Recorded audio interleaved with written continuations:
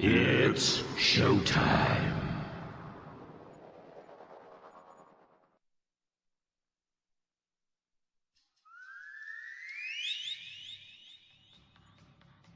Okay, Tokyo, Australia, Germany, Africa. Here we go.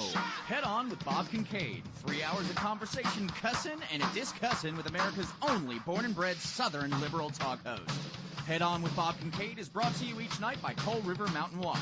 Coal River Mountain Watch invites you to become part of the solution, part of a sustainable future, part of the uprising against mountaintop removal. Coal River Mountain Watch, crmw.net. And now, from high in the hills of beautiful West Bicod, Virginia, here's Bob Kincaid on the Head On Radio Network. Well, howdy.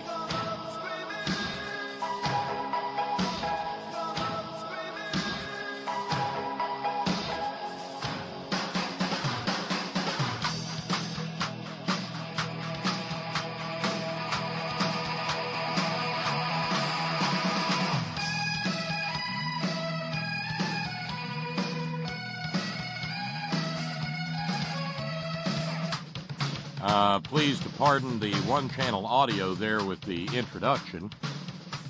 It would appear that we've had some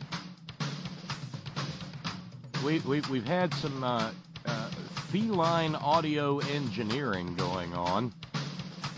I caught Mushu the cat, or Agnes caught Mushu the cat, walking out of the studio. Trying to look as nonchalant and innocent as possible, and checked it and everything was go, and well, no, it isn't. In point of fact, I'm down a chance. That cat. But hopefully everything's working and we'll be okay, and we'll get through the program. Hi, I'm Bob Kincaid. It's Moran Monday, fittingly enough, on the horn. Yeah, and I, for one, am jumping into the chat room. And there I am, and there you are. If you'd like to be part of the Madcap Multimedia Wacky Zany real-time extravaganza that takes place on this program during the hours in which the program is live, 6 to 9 p.m. Eastern Daylight Time, well, then just run over to headon.live, click on chat room, pick yourself out a screen name and a password, and jump right in. You'll be greeted by the likes of Anatole and Foam Cups and Silent R. Lamar and Squeaky and VT Blom and many others as they wander in over the course of the evening. And I'm informed by Brother Deacon Asa that we have full bit rate on both platforms, so we are streaming merrily along on both headon.live and whiterosesociety.org. And sometime after the program, I'll figure out what the hell happened to the panning on, because that's just bizarre. That's the right button and everything, and it should be like that, but it's not like that. Oh, dear God.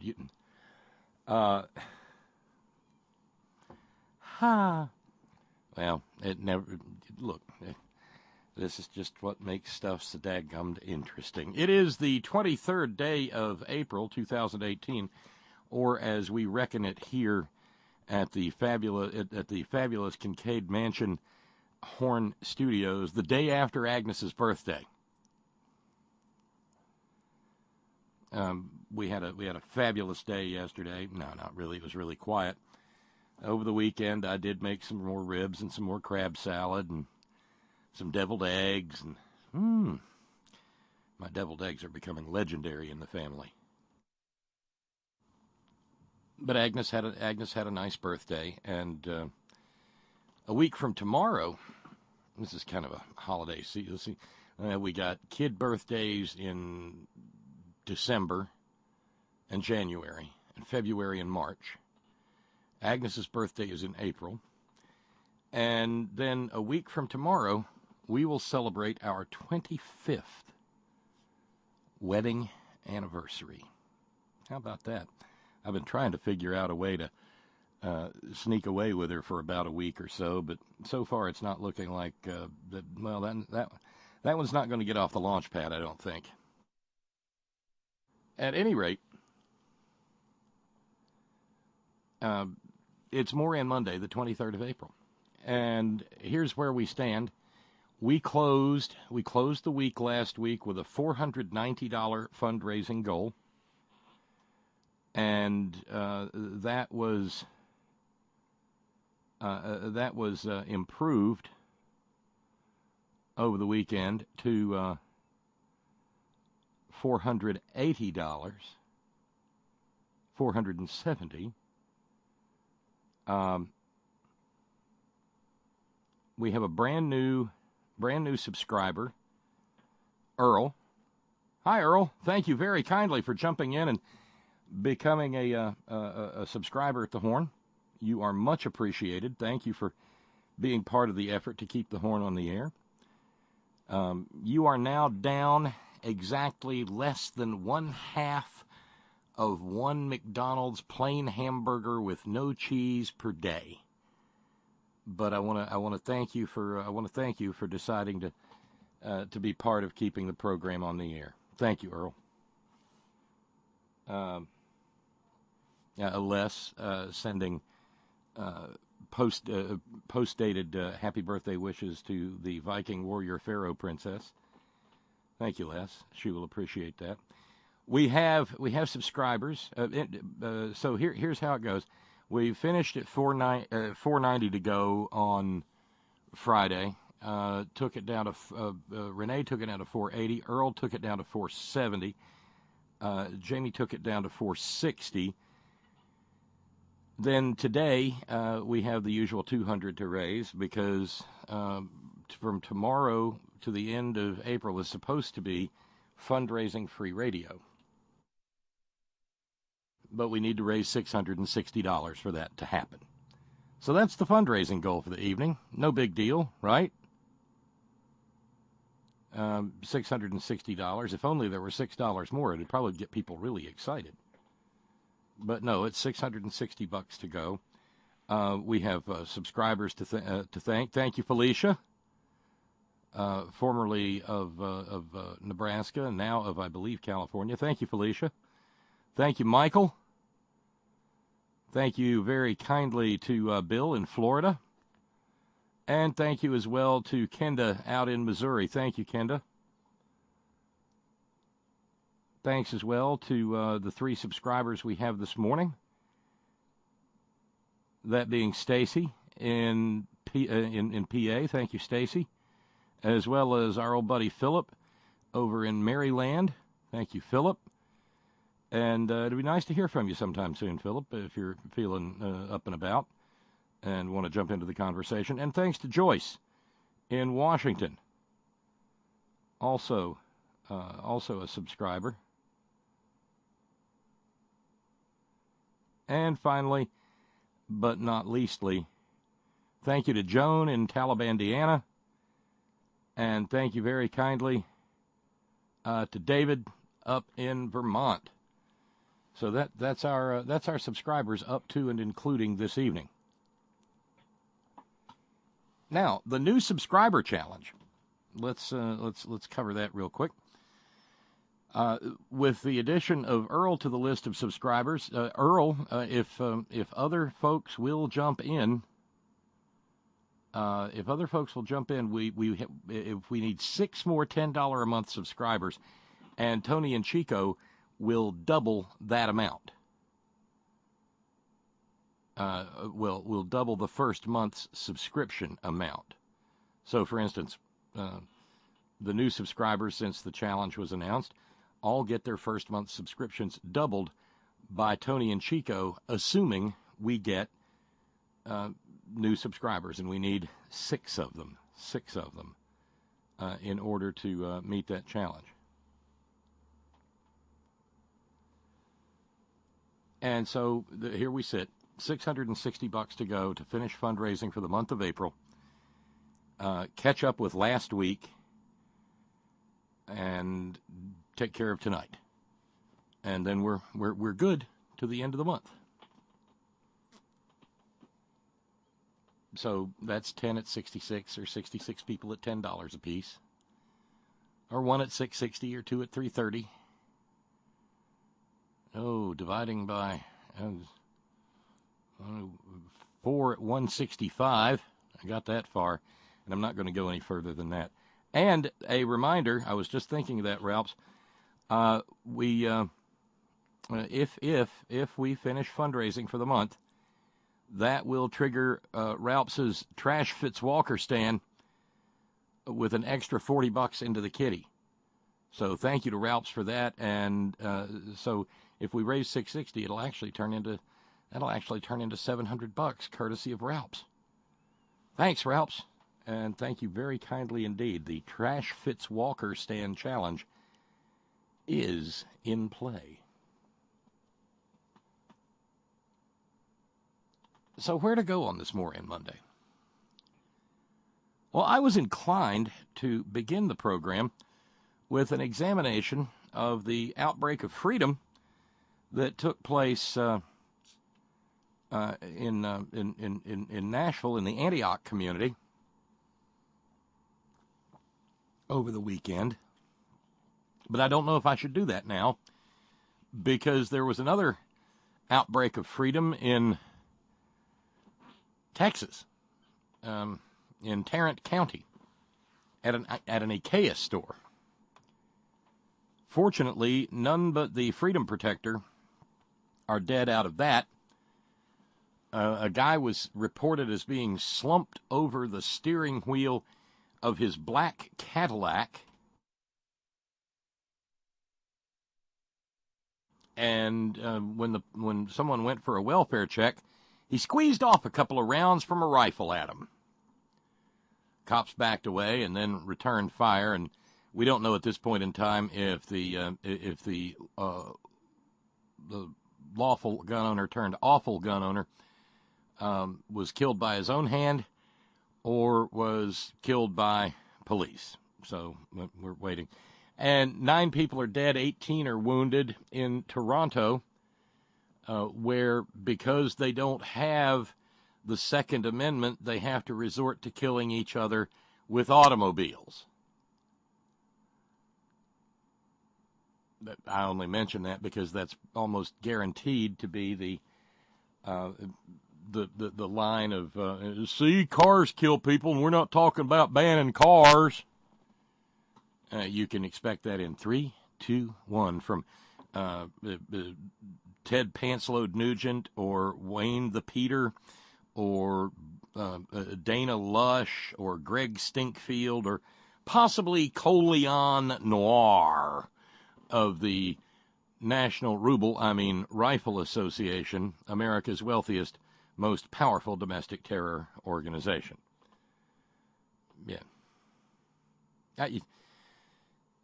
Used to be a 24-hour. Now it's like a 2 or 3 hour news cycle. But the shooter in Nashville,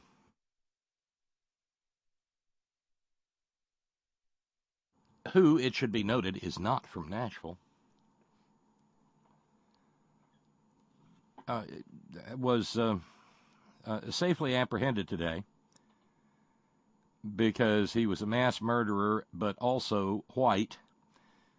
No word yet on whether the police took him to Burger King or Crystal, or it being Nashville, maybe they took him to Prince's for some fried chicken. No. But the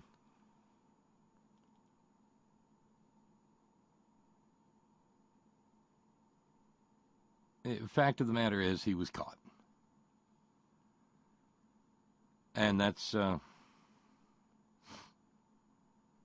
noteworthy, and I'm sure a great sigh of relief has been breathed in the greater Nashville metropolitan area. No, in fact, Travis Reinking was from Illinois. I'm probably going over information that you're well aware of already, but it bears repeating just because when it comes to lawful gun owners, this guy's a real Lulu. Now, I call him a lawful gun owner, although Cole Leon Noir and Dana Lush et al.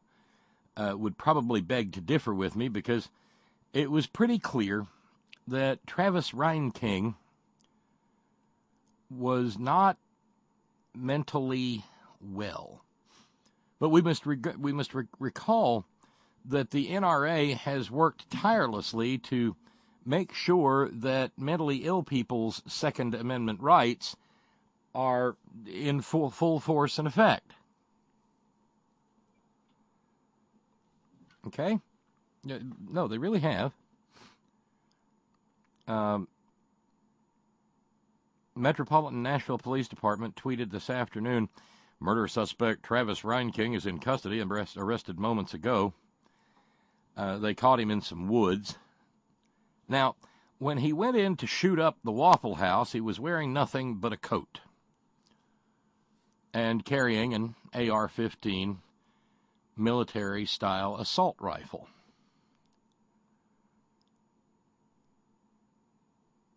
He killed 4 people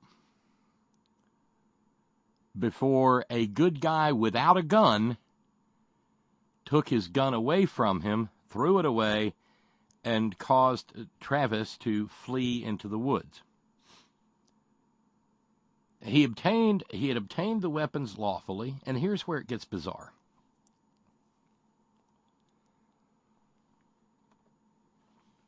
He's been reported by people near and dear to him as delusional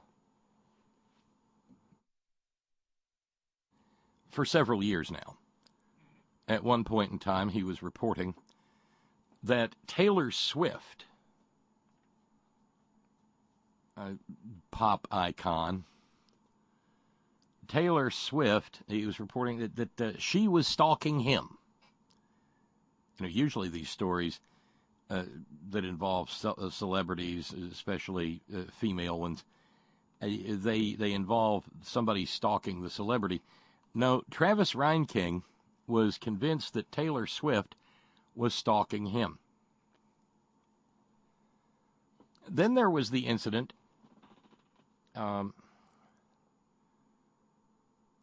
was the incident in which he went to a swimming pool and jumped in the swimming pool wearing nothing but his underwear and a lady's lingerie pink robe, having been admonished to exit the swimming pool. He got out, dropped the robe, and showed everyone his male genitals to prove his maleness. Then, summer of 2017, and he got around pretty good.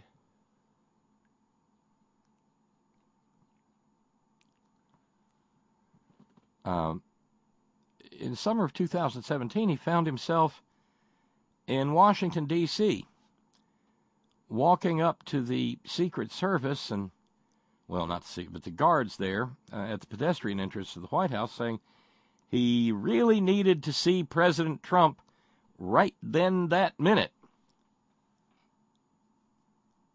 And they explained to him, no, you can't enter the White House this way, son. You got to take the White House tour. And he said, no, I'm going in there. You arrest me if you have to. And he yanked off his necktie. And the Secret Service then arrested him.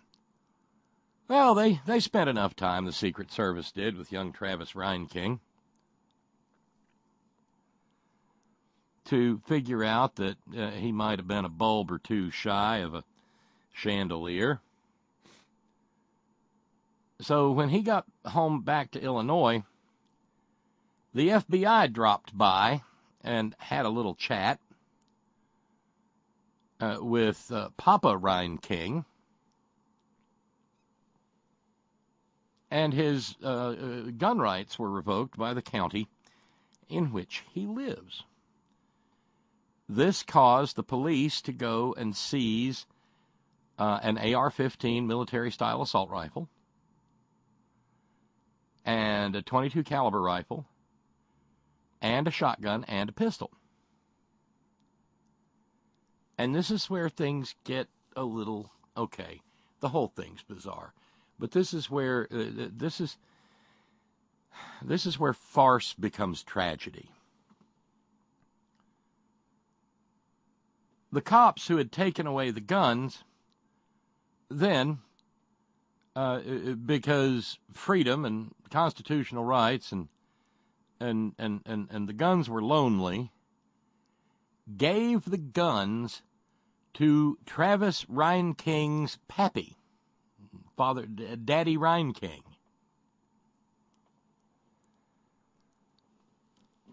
Daddy Ryan King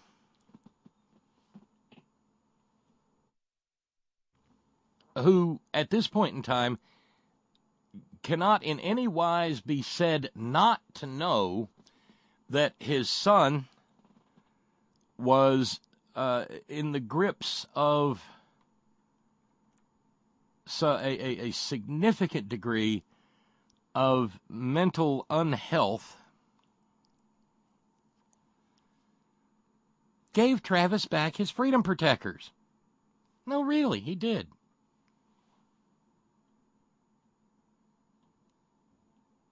Gave him back the .22 rifle, gave him back the shotgun, gave him back the pistol, and most importantly, gave him back the military-style AR-15 assault rifle, which he would go on to take to Nashville with him to shoot up a Waffle House.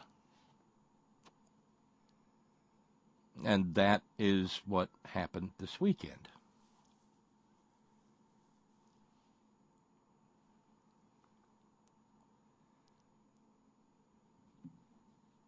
One wonders if charges will be filed against Daddy Ryan King. Among other things, when he was finally apprehended, Travis Ryan King had managed to get hold of some pants and another gun.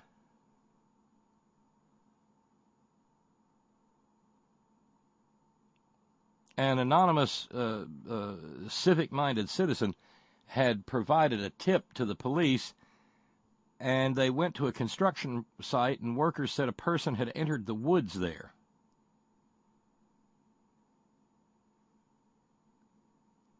Investigators followed a pathway and spread out. Then one officer saw a man from the back, and when he turned around, he matched the description of Ryan King.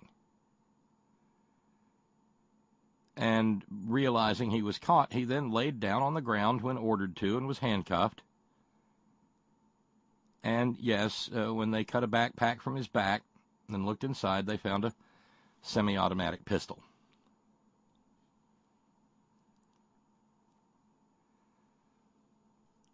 During the melee itself, we're talking about 3:25 a.m. on Sunday. James Shaw had been out club hopping, and in areas where there are Waffle Houses, well, what you do when you've been out clubbing and it's 3 o'clock and 3:15 in the morning and everything's shut down, you suddenly realize, hey, I'm hungry. Let's go to Waffle House. Scattered, smothered, and covered, y'all. That's how they describe their hash browns. They scatter them out on the griddle. They smother them in onions. And then they cover them in cheese. Scattered, smothered, and covered. There are other words that are used to describe if you want them to add some ham chunks or some bits of chopped bell pepper or jalapeno, that sort of thing. But James Shaw went to the restroom, and when he came back out, Travis Reinking was shooting. And he waited until there was a pause in the shooting, at which point the young man was the killer, was trying to reload, put another magazine in the weapon. And James Shaw, seeing his opportunity, took it, grabbed the weapon from him, threw it behind the counter, and then tried to get out the door. Have I mentioned that Travis Reinking, once again, was wearing nothing but a green jacket? Didn't even have on the underwear that he had on under the pink robe previously.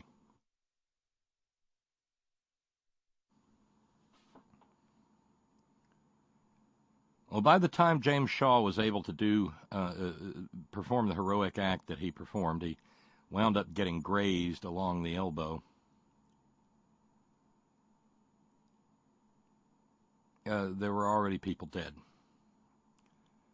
3 died on the scene. 1 died in the hospital.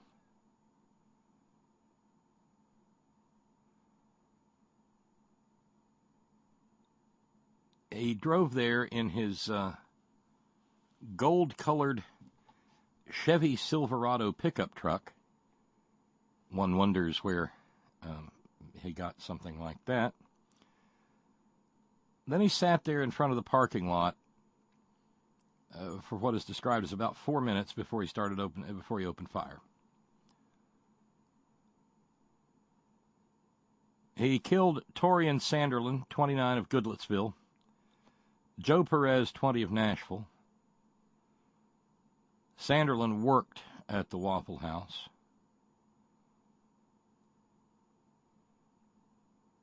Those folks he shot in the parking lot.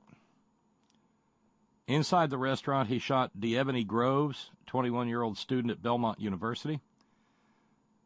Aquila Da Silva, a 23-year-old from Antioch, a rap artist and music video producer. He was accompanied by his 21-year-old girlfriend, Tia Wagner. At present, the effort is underway to save her leg because she was shot. Sharita Henderson of Antioch was shot, treated at Vanderbilt University Hospital.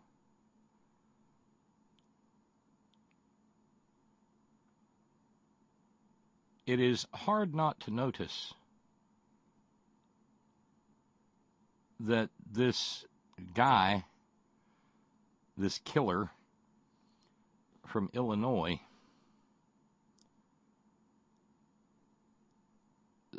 selected as his target a Waffle House that just happened to have predominantly black folks in it, people of color.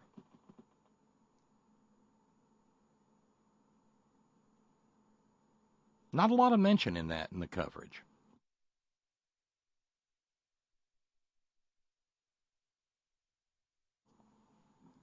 But it is factual.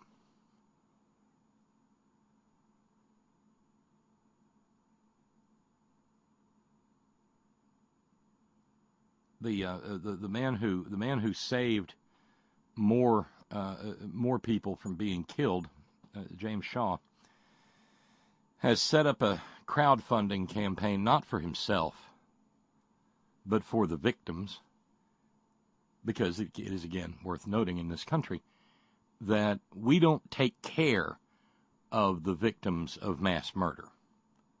They are, conscious or unconscious, whether they realize it or not, on the hook for all of their medical care.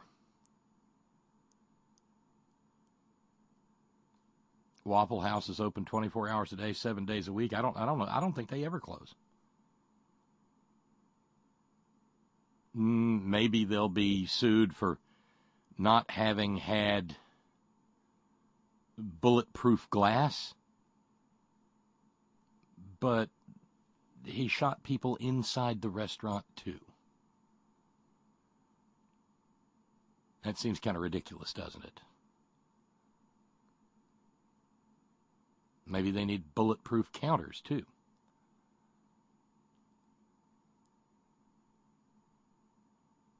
But the fact of the matter is, there are people who are being treated for their injuries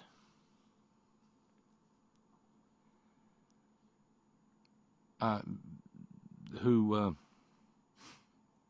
may or may not be able to pay for them. Silent R. Lamar says, what's new on the menu at your local Waffle House? Pancake breakfast with bacon and AR-15 bullets. And for an additional fee, 1 bulletproof vest with helmet.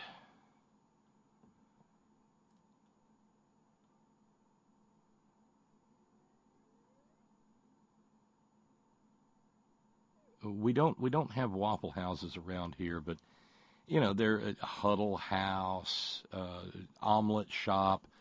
They all operate on the same 24/7 principle. And for just greasy spoon diner food, it's really pretty decent. And you get to sit there and watch the person cook your meal for you, so you know it's fresh and it's, you know, it's not frozen. Good eats. And that's what makes it such a wonderful place to go when you've been out running around and having a good time. It's among other things, it's a good place to sober up a little bit.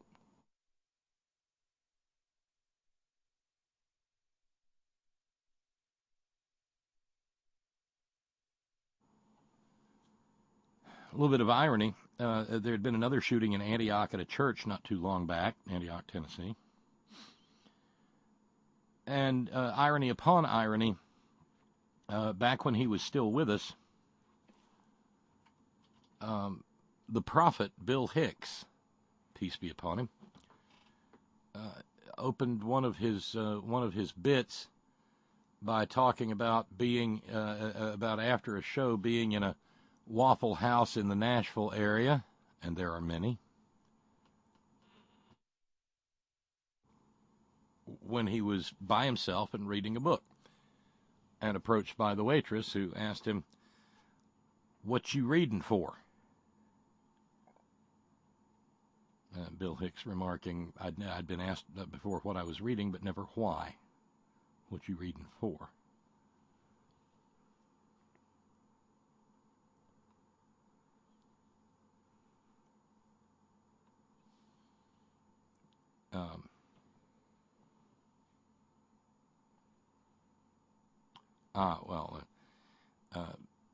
The Silent R. Lamar reminds me that Waffle House had the Forgotten Americans Trump talks about. Terrace with a note says, shootout at the OK Waffle House. Maybe not so OK anymore. Ron in Raleigh noting, hell, Bob, if they'd said something about the race of the victims, people might have jumped to the conclusion that this fellow was a white nationalist or something. Well, he did tell when he was detained at the White House last summer. He did explain the fact that he had a right to inspect the grounds of the White House because he was a sovereign citizen. Mm-hmm.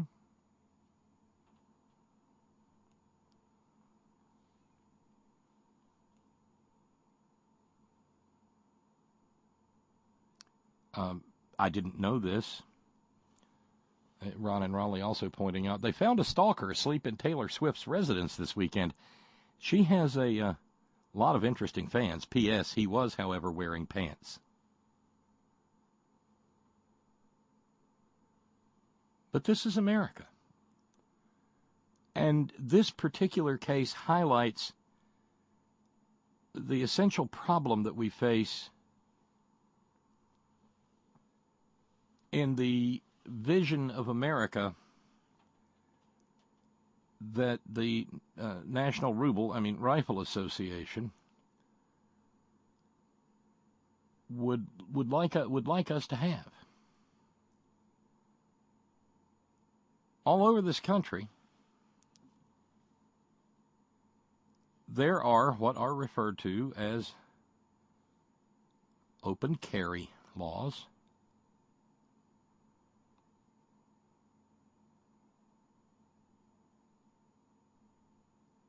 And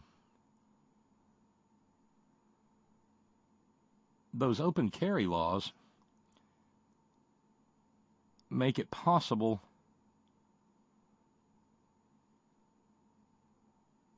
for citizens, good, God-fearing, upstanding, Bible-believing, Christ-centered, evangelical, gun-fundamentalist, ammo-sexuals, to sling a fully loaded military-style assault rifle over their shoulders and walk into any place of business they choose.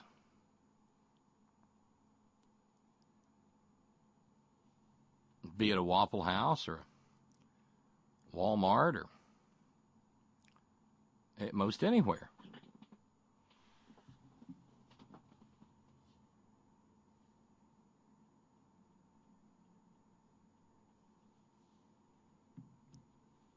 And until the moment when the lawful gun owner opens fire,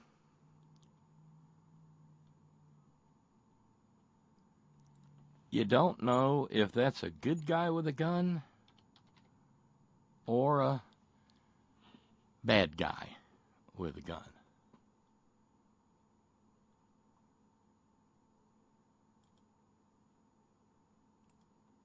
In Antioch, turned out he was a bad guy with a gun.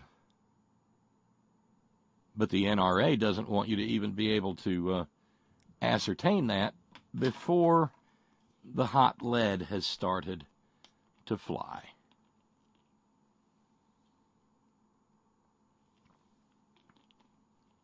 Because if he had just walked into that Waffle House that was at that point in time being visited primarily by people of color, the National Rifle Association would tell them that their appropriate response was to act as if nothing was out of the ordinary, because it's completely okay for white guys to walk around with AR-15s slung over their shoulder.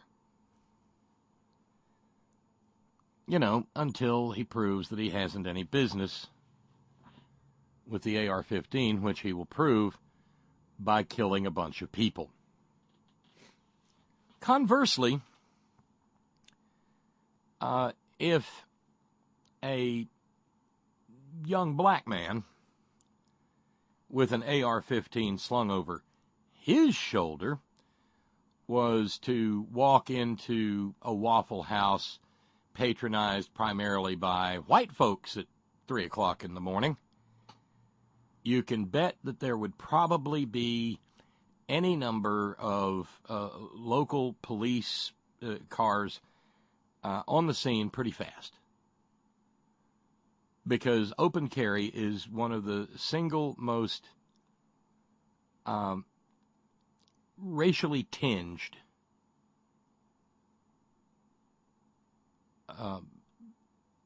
phenomena in this country. I mean, hell, a couple of guys in Philly didn't even have a slingshot or an assegai, or all the one guy had was a full bladder, and that was enough to get 911 called. Remember, in Philly, the person in charge there at the Starbucks called 911, which is reserved for what? That's right, emergency situations, life and limb, that sort of thing. And a black guy wanting to use the restroom in Philly was an emergency situation.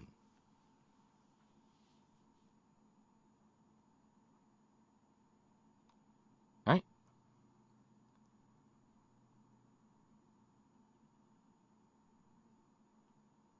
So, what is the appropriate response to white guys walking around with AR-15s.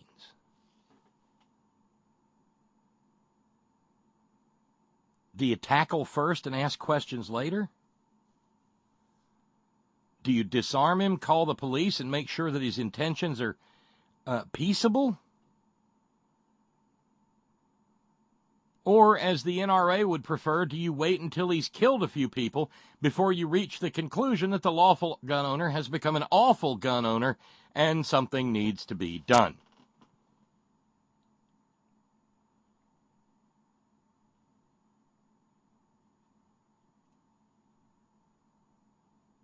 It's a quandary, because the only answer that makes any sense in all of this is that we don't let people, black or white, walk around with AR-15s or shotguns or anything else slung over their shoulders when they go up to the Wiggling Pig for a gallon of milk and a loaf of bread, because it'll probably snow tonight or something, because we don't have spring here.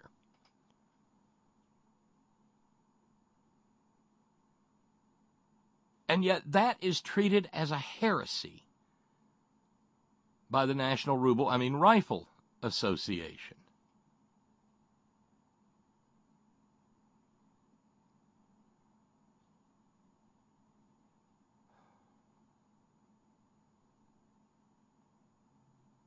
But it's the only thing that makes any sense. Don't carry these things around. And this couldn't be any more textbook than it is.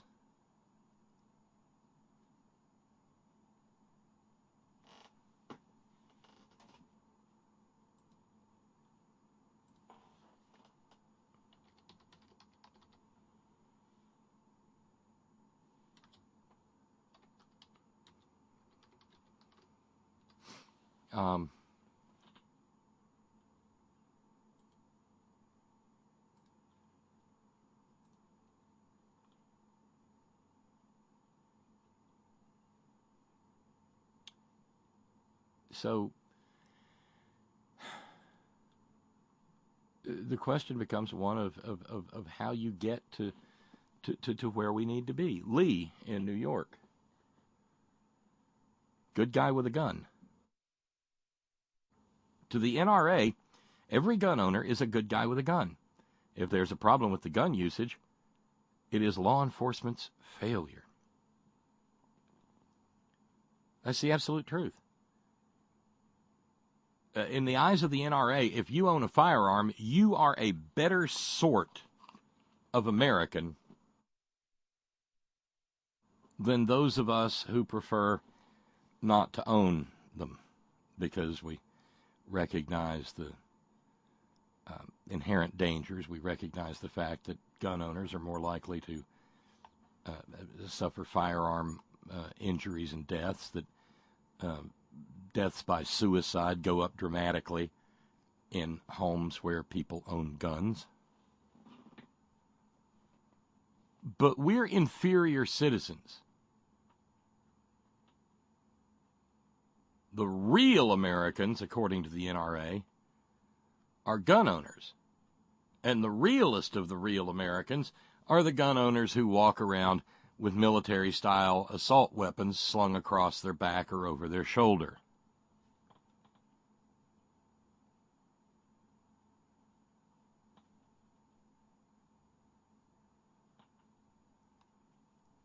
Silent R. Lamar, trying to break it down for us, says, I'd like to suggest 3 sections.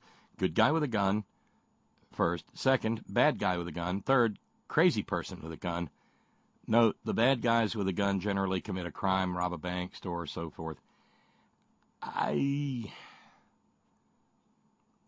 But not to say that that's a bad idea, Silent R. Lamar, but there's no way on the spot to tell the difference between a bad guy with a gun and an unhinged person with a gun. And I do not mean any of these remarks to seem ableist. That's not my intention. But it is well, no, it's not obvious. You know what? It could be that Travis Reinking was motivated not by his madness, but by racism. Because that sovereign citizen bullshit goes hand in hand with various varieties of racism in this country. Racism that has been deliberately stoked within the body politic.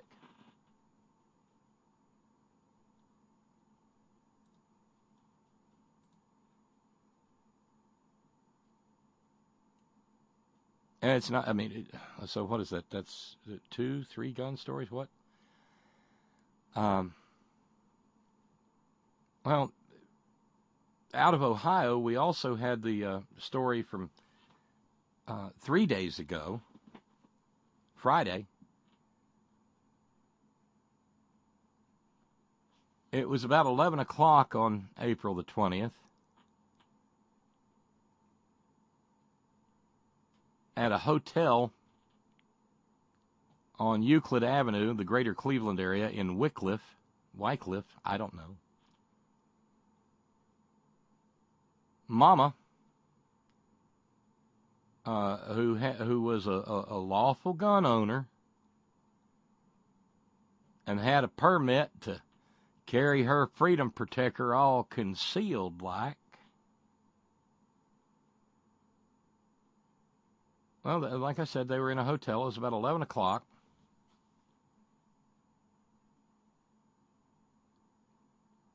And Mama was handling her freedom protector when, as they say in the news accounts, the gun just went off. Or the gun accidentally went off. And when the gun accidentally went off while being handled by the lawful gun owner, well, by the time the loud bang had finally dissipated and the muzzle smoke had cleared, lawful gun-owning mommy had shot her 2-year-old baby in the chest.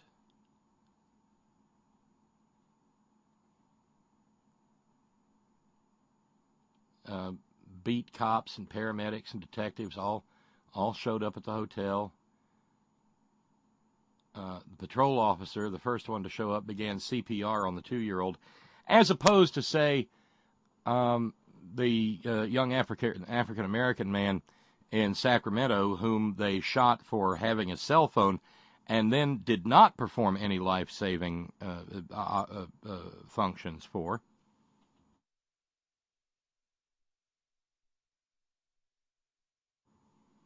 Or, say, Tamir Rice, on whom they didn't do much in the way of life-saving measures for a very long time.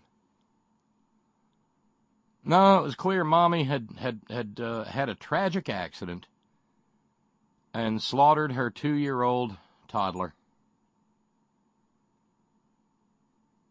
And the baby was declared dead at Lake West Hospital a little bit later. Mama, who just had the tragic accident with her freedom protector, has not been charged with anything, but an investigation is continuing. The Wycliffe Police Department announcing, upon completion of a full investigation, the matter will be reviewed to determine what, if any, criminal charges should be filed. The Lake County Crime Lab and Prosecutor's Office assisted on scene during the investigation. We are not releasing any names at this time, as extended family is still being notified. This is truly a tragic situation. Please keep this beautiful young child and her family in your... Anybody? Thoughts and prayers. Yes, thoughts and prayers. Thoughts and prayers.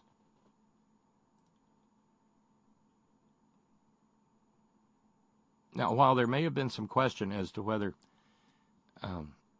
Travis Reinking was a lawful gun owner, there is no question whatsoever that mommy in the hotel on Euclid Avenue was a lawful gun owner. I mean, she was permitted up. That meant she'd been to the shooting class and the gun handling class and knew exactly how to handle her weapon.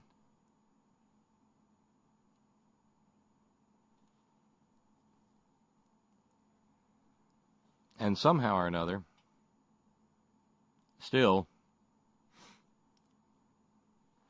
she managed to kill her baby. Now, this is going to be a challenge. This would be a challenge for your average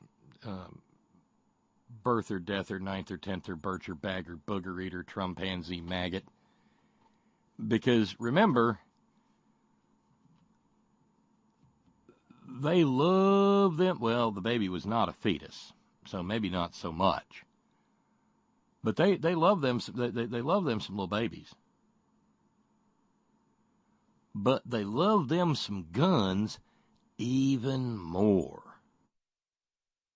And if Mama had gone to a licensed, legal women's reproductive health care clinic a couple of years back and had an abortion, well, all those good, God-fearing, upstanding, Bible-believing, Christ-centered, evangelical, fundamentalist, homosexual Christians would be up in arms. Whoo, mercy. Hollering, whoo, she done murdered her baby inside her. She's a baby killer.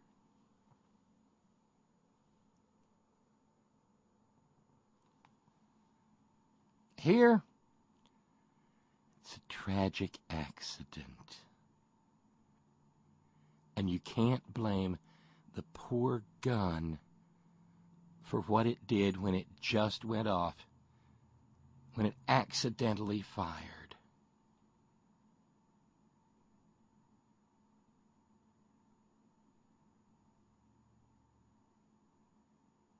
If it fired with no agency by the mother, then it really is the gun's fault, isn't it? Which indirectly returns us to the question of Travis Reinking and the 4 weapons that were taken away from him. You know, the police showed up at the house and took away his guns. And then the police came back and gave him to his daddy and said, sir, just make sure, we understand these are perfectly innocent firearms. These firearms mean no harm. They're just designed for the purpose of slaughtering other human beings, but left to their own devices, they won't do any harm. I mean, we've all seen NRA TV, haven't we, sir? Yes, absolutely. So we're bringing you these guns back, sir, so that they can have a good forever home. But you'll take care of these poor guns, won't you, sir? Yes, I will. How in the hell does that happen?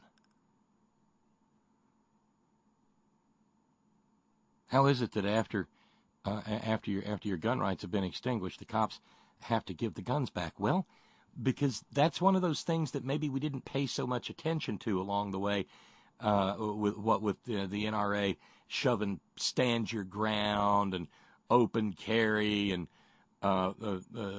cross state line reciprocity and everybody got to have a gun.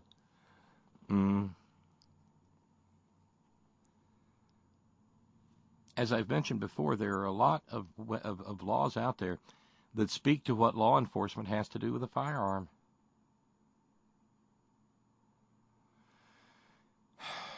And one of the things that they often have to do is give them back. And see, it's very possible. I don't know about Illinois, but it's very possible that had they kept them, they wouldn't even have been able to destroy them. They would have had to put them back into the stream of commerce. Here's a horror for you. Unless the Tennessee legislature has acted correctively, and seeing as how we're talking about the Tennessee legislature, the odds of that are something approaching nil.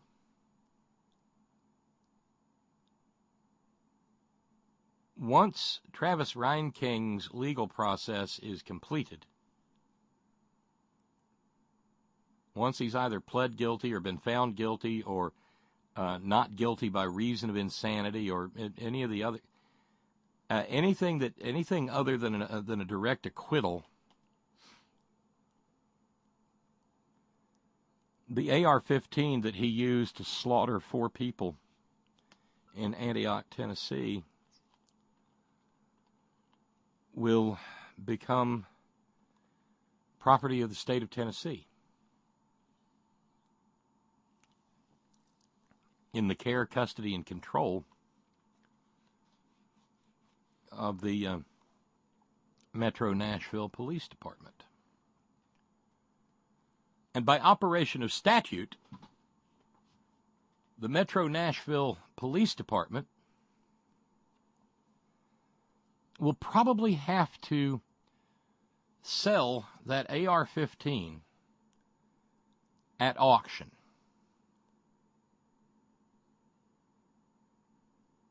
And make it possible for some other individual to purchase it and shoot up a Little League diamond, some Little League kids playing baseball, or a soccer practice, or a McDonald's, or a Walmart, or an IKEA, or a Costco, or a church,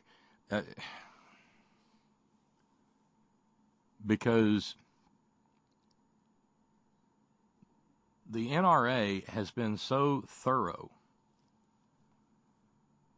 that there is a cult, not just around gun ownership, but around guns themselves, so that we dare not take a gun out of circulation that's already killed people.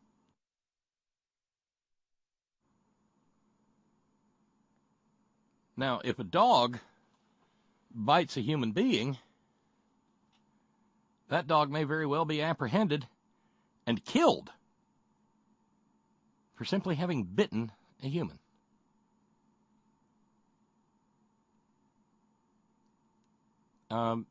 Siegfried and Roy, that one tiger that was not trying to hurt either Siegfried or Roy, I don't remember which one. That tiger was killed.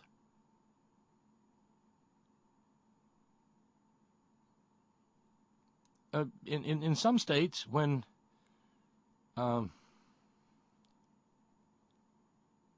human being kills, we kill that human being. But the instrument the human being used for the killing, if it's a gun, well, in some states, it becomes a subject of capitalism again. Alabama broke a record this past week. They executed the oldest guy ever to be executed in the United States, 83 years old. He was a murderer, murdered 2 people, one of them a federal judge. And at 83, they were not going to let him die in his sleep down in Alabama. Got to wonder what happened to the gun he used. Or maybe he was a bomber. I don't know.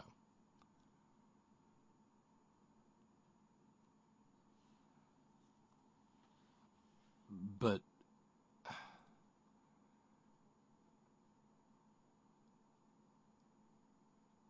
you can only hope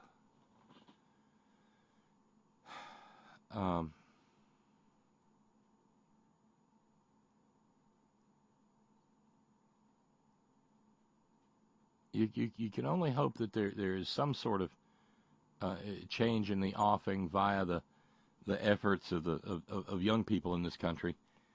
But this is a diverse country, and to pin all of your hopes on young people is probably mistaken.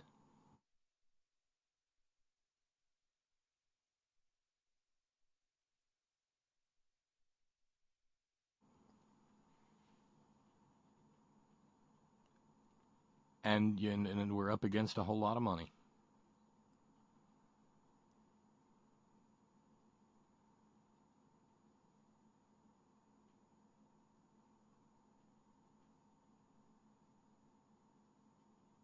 So that's just a starting place for the weekend.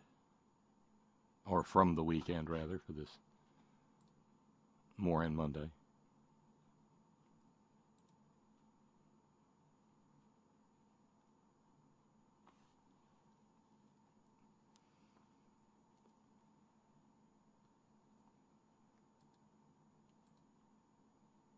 There's a lot more stuff to go into. And,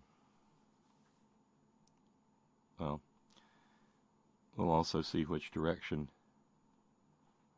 you want to take the program in, if you care to engage in some conversation. You know the number, 304-574-8178, or 844-843-4676. That's 844-THE-HORN, toll-free. And Skype to Skype from anywhere on the planet, Bob Kincaid Horn, BOBKINCAIDHORN.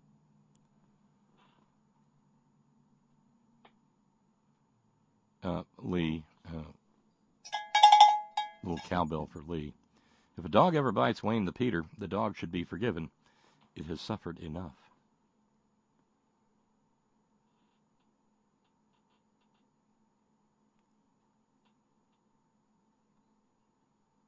Yep.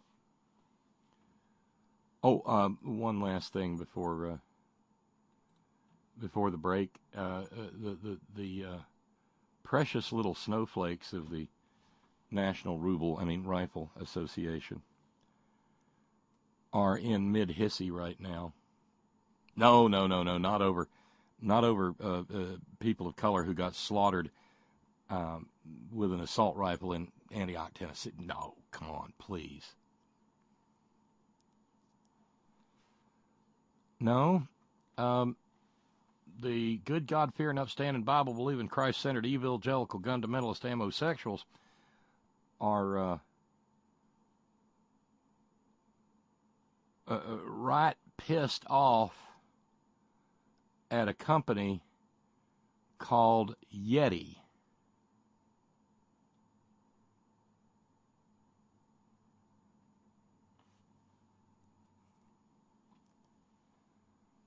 For a number of years, the Yeti makes some apparently darn fine coolers, and they're expensive ones too. They tend to run between $250 and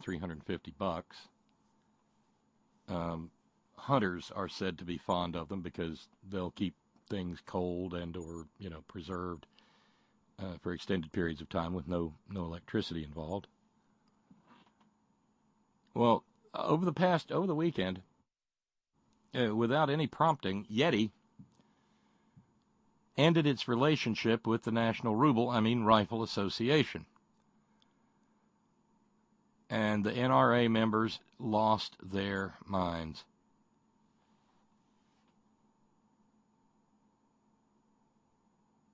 And what did they do?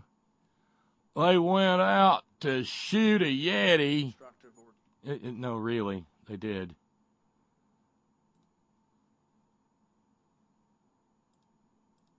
They shot their Yeti cooler. They shot a thing with their freedom protector to symbolically protest the dissolution of the relationship between Yeti and the NRA.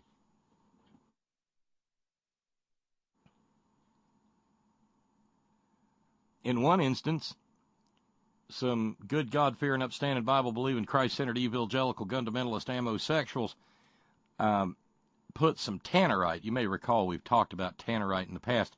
Tannerite is an explosive that is perfectly legal to own and purchase, and it makes a really big explosion when you shoot it. So they strapped some one amosexual strapped some Tannerite to a Yeti cooler, and well, here we go.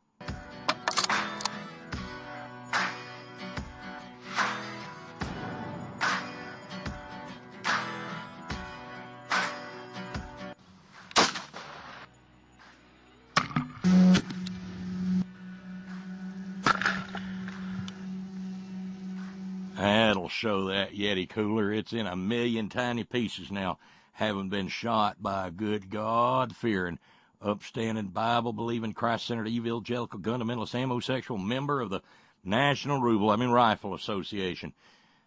I guess that's a message to the corporate governance board of Yeti, telling them that they're next. I mean, what other message is there? You're willing to you're so goddamn dumb, you're willing to assassinate your own $350 cooler to show the CEO of Yeti Corporation that you mean business.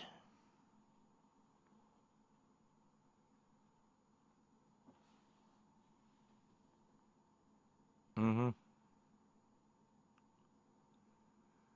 And, of course, the video comes from NRA TV with the hashtag support the NRA.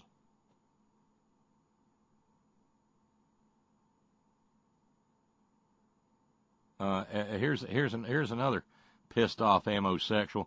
Yeti makes insulated cups too. That'll keep drinks cold for a good long while. Hey, Joe here with Aegis Tactical. Listen, I made a comment earlier today about Yeti. Basically, all know the deal with them. They pull out of the back of anything with the NRA. They lost their man card, basically, is what happened. And I made a comment saying I don't own a Yeti product. And you got that. They lost their man card. Yeah, Yeti is, these are Yeti vaginas now because they ain't got no man card because they ain't giving deals to the precious little snowflakes of the NRA. Now, wait a minute. Bubba here says he ain't got no Yeti product. Wait a minute.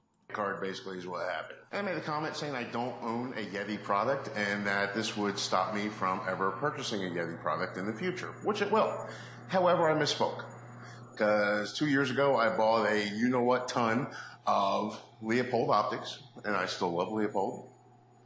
Because they ain't stopped doing business with the NRA. Leopold. Actually, it's Leupold. L-E-U, not L-E-O, you goddamn Cletus, but never mind. But when I bought all that, they sent me this Yeti coffee mug, which honestly, folks, is pretty cool. Well, actually hot or cool. Depends on what you put in there. And yeah, it works, but I'm going to kill it. My coffee hot, so it keeps it hot. I have my Pelican ones too, and I like them a little bit better. And I like them a lot better now. So this is what I think of Yeti. Give me a second while I load up.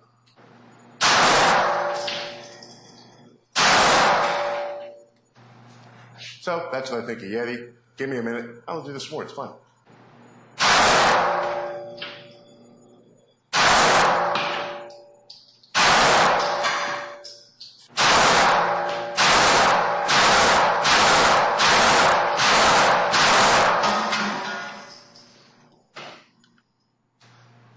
Well, nothing against our friends over at Leopold. Hopefully they do not purchase Yeti products in the future. He says, holding up the bullet-riddled corpse of his Yeti coffee mug. Let's hope Leopold don't do no business with Yeti no more. It's a nice optical manufacturing plant you got there. It'd be a shame if something happened to it.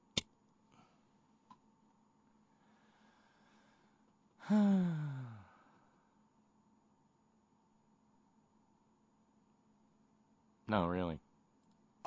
I definitely will not be using this cup anymore. Anyway, don't look that complicated to make. I'm sure you can get the off-brand ones. Do the same thing. I'm going to keep local, get the Tervis tumblers. And listen, speaking of keeping local, these are the LPA news sights for your Glock. Yes, I'm going to put a shameless plug in there real quick, but they are adjustable sights for your Glock. Things are pretty cool. And yes, that's a GoPro mount. That's how we got the video there. And we had a technical difficulty and the mount went flying off. But no, really. He put a GoPro on his Freedom Protector to take the picture, the footage of him shooting the cup. Boy, don't you know he wishes that was the CEO of the Yeti Corporation instead of just a stainless steel cup? See, there again we have the problem. One minute they're shooting inanimate objects, and the next thing they're shooting somebody at a Waffle House.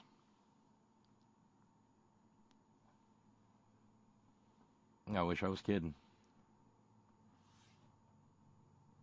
Well, see, that's why the complicated explanation there hung like Jesus. Don't they have to first buy the product before they can kill it?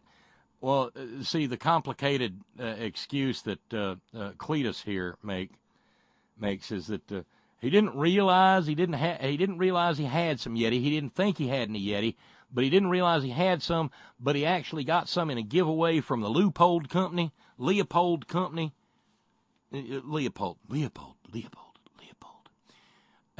then and it was up there, so he figured it was time for it to die.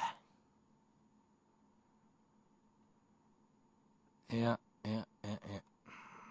And some folks didn't necessarily want to be shooting up the kitchen or anything, and they didn't have their own personal indoor gun range or a whole bunch of tannerite. So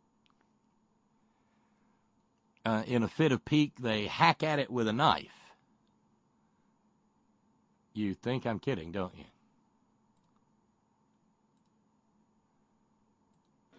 Yeti doesn't back the NRA or doesn't have anything to do with the NRA. Well, Yeti no longer exists to me.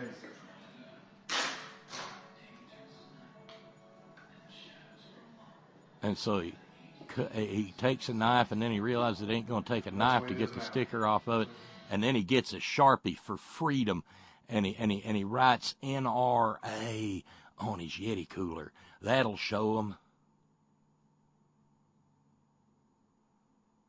And another feller, he had him a Yeti hat, and he didn't want. It's a perfectly good hat. It's in your camo pattern there. So, you never know when you're gonna need that out in the woods. When you're stalking Bambi.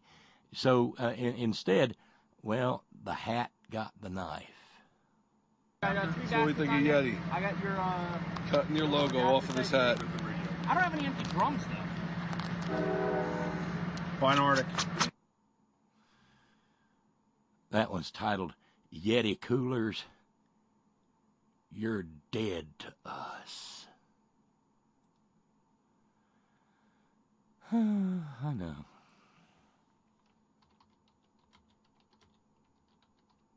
What makes it more frightening is that these people who are taking out their angst on coolers and clothing have a shitload of guns and apparently have a real hard time restraining themselves from using them. Lee asks, do you think it was a business ploy by Yeti? Have them destroy the product today, have them buy a replacement next week? Oh, that would be deliciously capitalist, wouldn't it? Well, I said I didn't want no more Yetis, but them damn Coleman coolers, they just don't cut the mustard. These things is space age. I mean, how am I ever going after I've dismembered Granny? How am I ever going to keep her cool long enough to dispose of the body? I mean, Jesus. Ron in Raleigh asks, what is wrong with these people?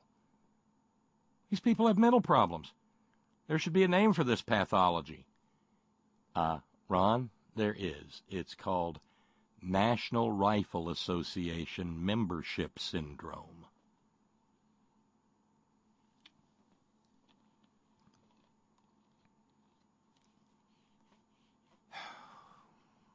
Marty says, meanwhile, too bad I bought a Rock Mountain tumbler first, another of the keep hot drinks hot for 12 hours, keep cold drinks cold for 24. Not that I've tried. Well, but you're not an NRA member, so you wouldn't even so you wouldn't have to kill it or anything. This ain't the same Yeti as the grill manufacturer, is it? Because I am pretty sure those guys are lockstep trumpansies.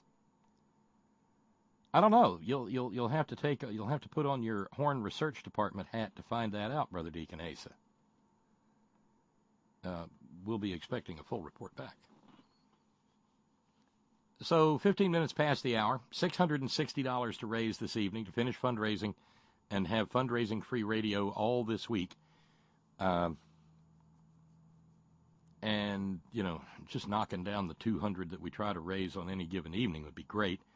Remember, the Trash Fitzwalker Stand Challenge is on the table, courtesy of Ralph's. If we knock down the 660, she turns it into 700. And, I'll cross my fingers. But so far, yeah, we're at a big fat 0. So let's take a break and see what y'all want to talk about, if and you want to talk at all. And we'll go from there. This is listener-supported conversation radio. This is The Horn. I'm Bob Kincaid. Be right back. Pardon me for interrupting, but there's something I must explain. You see, the songs that you've just heard were all on single records. And sometime between Queen of the Hop and Dream Lover, I went in to record my first album. It was called That's All. And one of the things in the album was a song that changed my entire life. I'm not going to tell you which song it was, but I'll be singing it for as long as I live.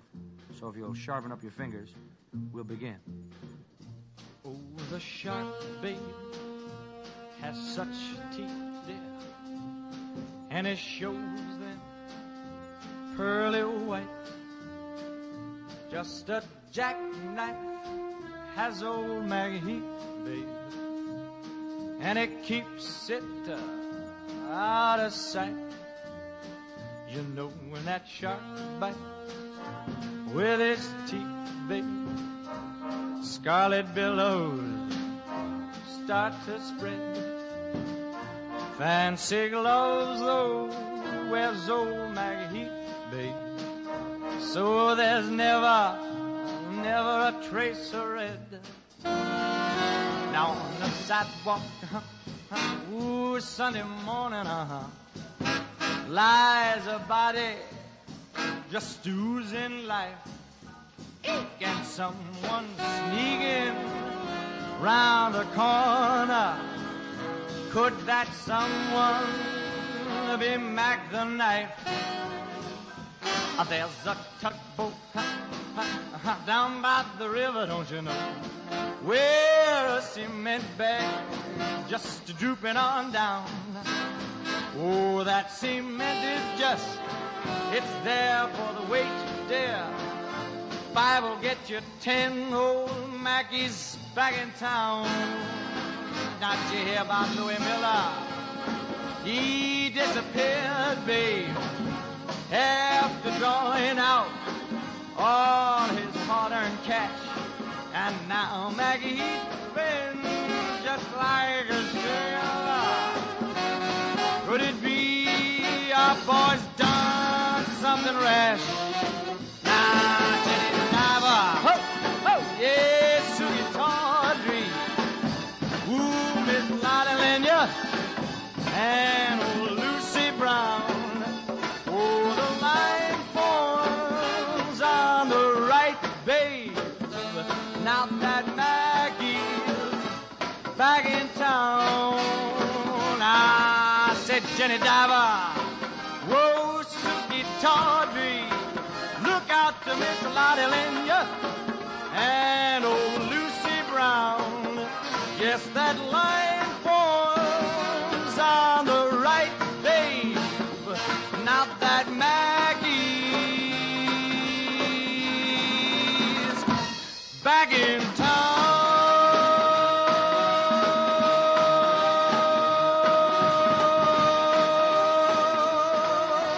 Look out, old Maggie is back.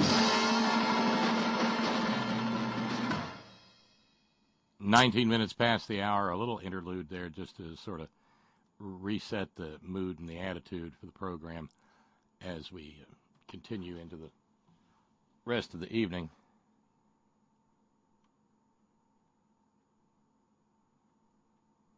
That's Mac the Knife. Hung Like Jesus wanted to know, is that Max the Knife or Jack the Knife? It's actually Mac the Knife. You were half right on both counts. Okay, it's a different Yeti brand than the Yeti smoker. Good smokers, those son of a guns. Yeah. Breaking news, George H.W. Bush is in intensive care.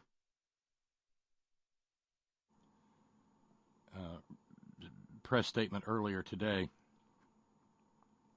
President Bush was admitted to the Houston Methodist Hospital yesterday morning after contracting an infection that spread to his blood. He is responding to treatments and appears to be recovering. We will issue additional updates as events warrant.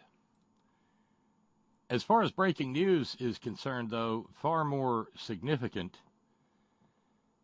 is the fact that they held the vote today in the Senate Foreign Relations Committee on the nomination of bigot and maniac Mike Pompeo, first in his class at West Point.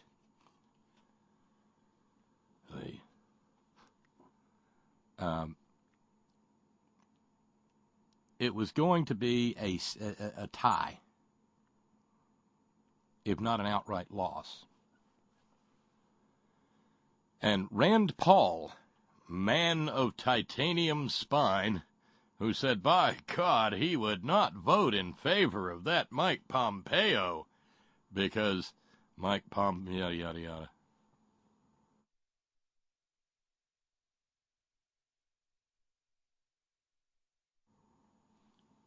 And it was all over the Iraq War.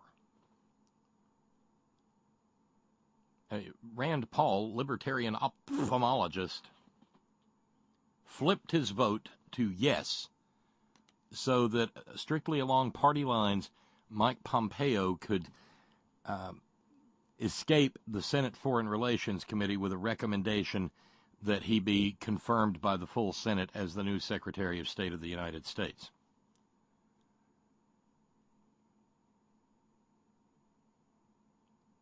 The whole matter centered on the fact that at some point in the past, Geezer Disgustus said that he was opposed to our attack on the innocent people of Iraq that cost in excess of 1 million innocent Iraqi non-combatant lives.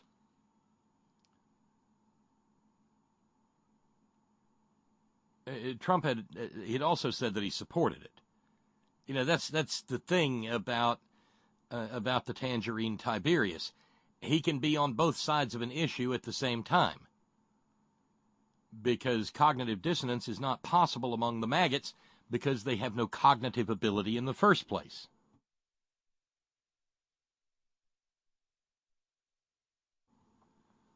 I'm so old that I remember back when another individual was accused of being for the Iraq War before he was against it.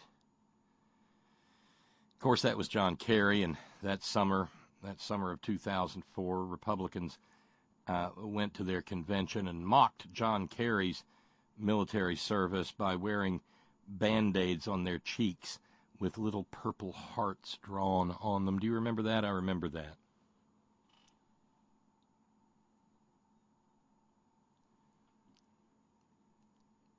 Well, Mike Pompeo had not said that Iraq was a mistake. And so earlier today at 5 p.m.,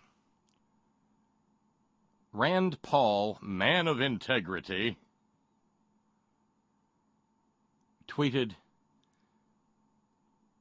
after calling continuously for weeks for Director Pompeo to support President Trump's belief that the Iraq War was a mistake and that it is time to leave Afghanistan, today I received confirmation that Director Pompeo agrees with @real Donald Trump, making sure to the Mar-a-Lago Mussolini in the tweet.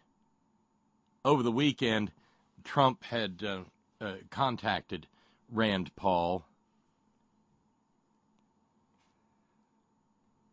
to tell him how desperately he wanted Mike Pompeo to be Secretary of State, because well, what we really need in a Secretary of State is a religious bigot and warmongering maniac.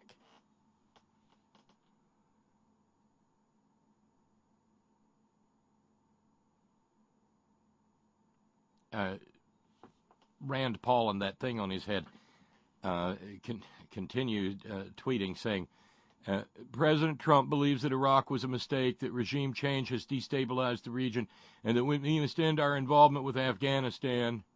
Having received assurances from President Trump and Director Pompeo that he agrees with the president on these important issues, I've decided to support his nomination to be our next Secretary of State. So now it'll go to the floor,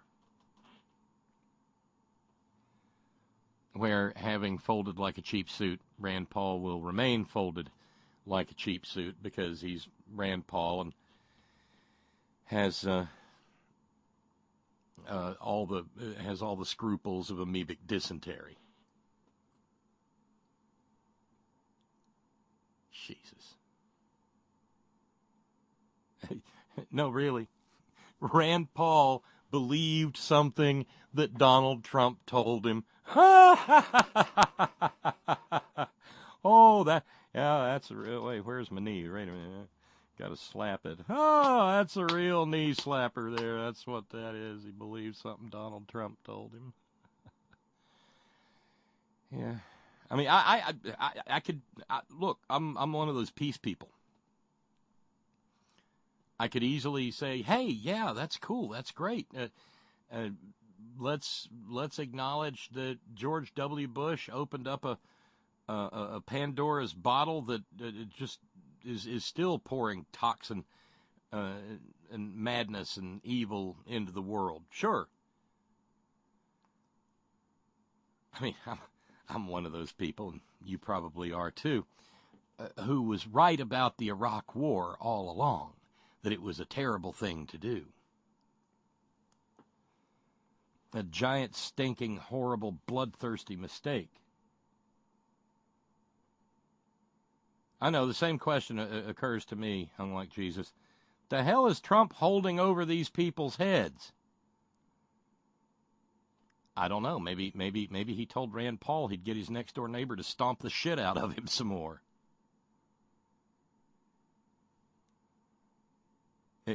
But then again, Rand Paul, libertarian ophthalmologist, is not known for his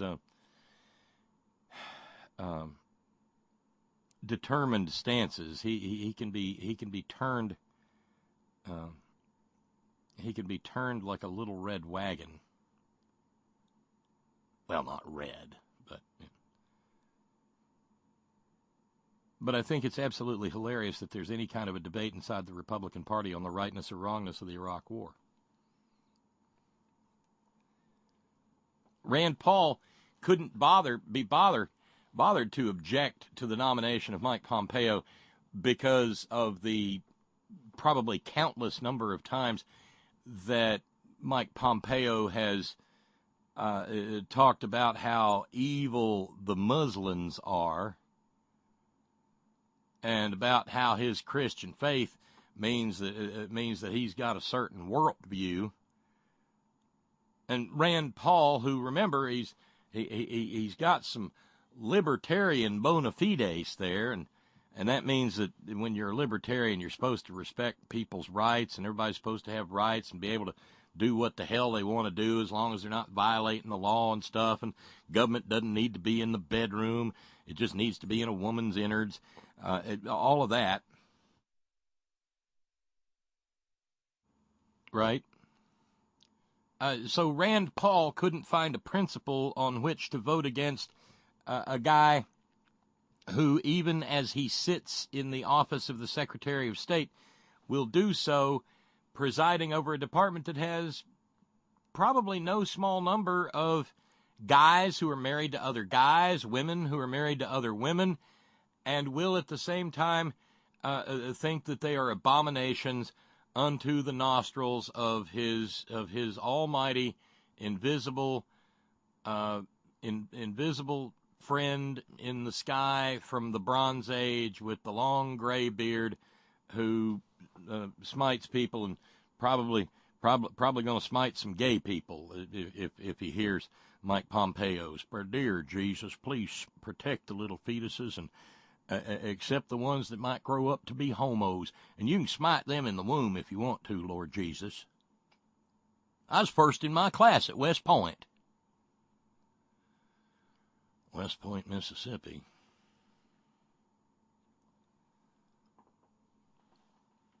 So he'll probably go on to be the Secretary of State now. Thanks, Rand. Thanks for those libertarian principles by which you stand so convincingly.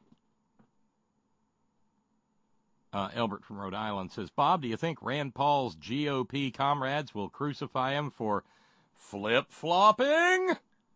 Nah, Elbert, hell no. IOKIYAR, it's okay if you're a Republican. You can flip, you can flop, and then flip some more, and you can do a triple sow-cow with a double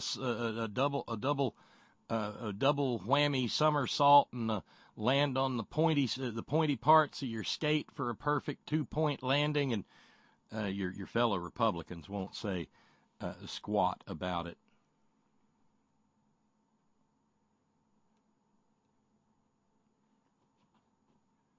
Subject line, Rand Paul, true believer. This in from Scott and Punky. A lot of people foolishly and willingly believed Trump. Stupidity loves company. As for what Trump might be holding over Rand Paul for anyone else, it's all about the money and the power, and keeping both. Now, speaking of Trump lying, the folks over at Bloomberg got hold of flight records for Carotene Caligula back before he was president. Their flight records for 2013. In 2013, Trump was still running the Miss Universe pageant.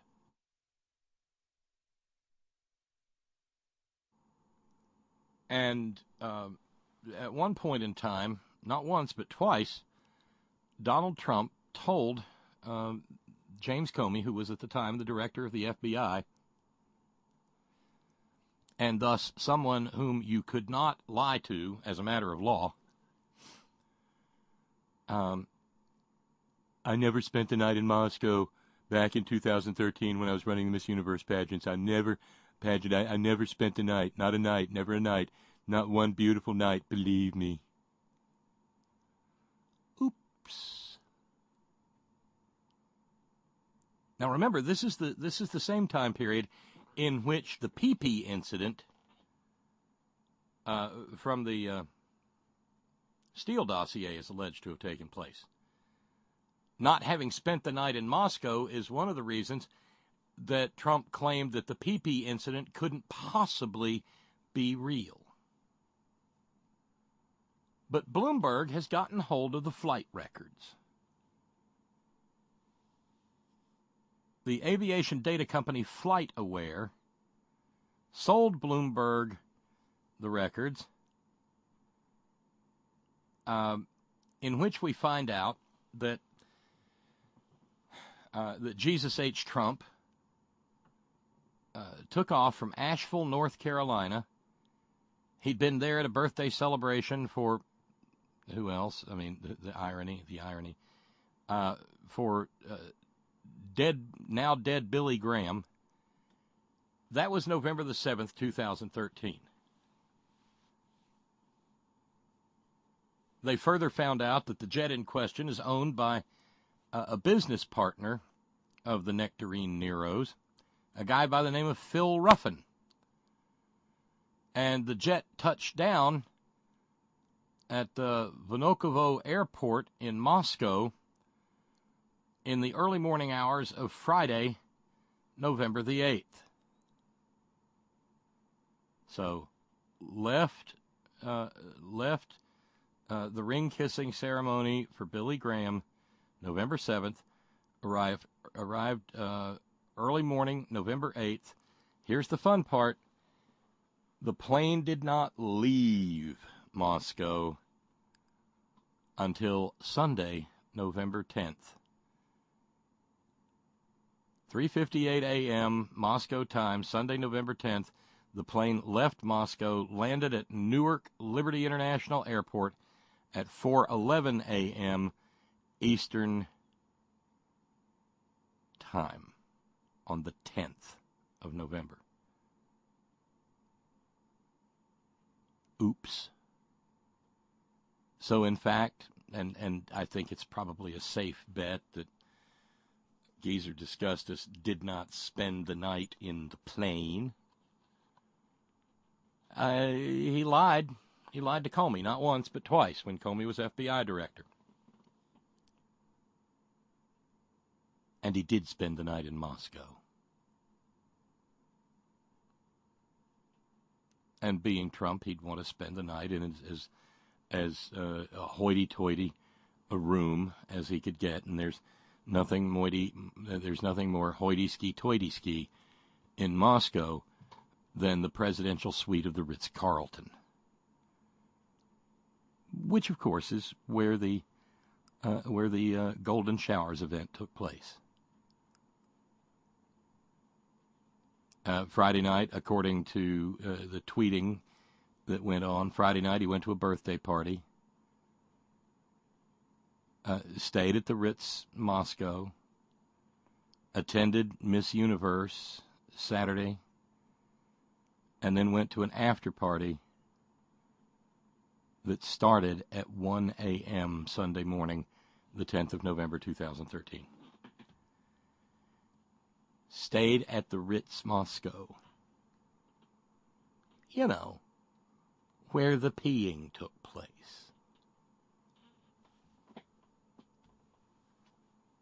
Nope, he didn't.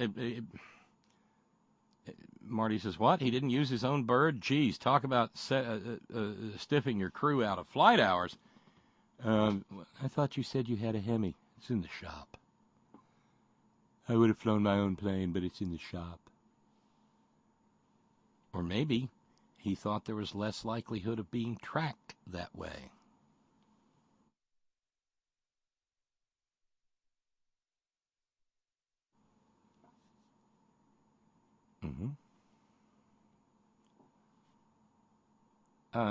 Steve in New York notes, funny, that dossier is looking more and more like it's 100% truthful. I get. I'm kind of funny about that word truth, Steve. It looks to me like it's 100 more and more like it's 100% factual. Factual.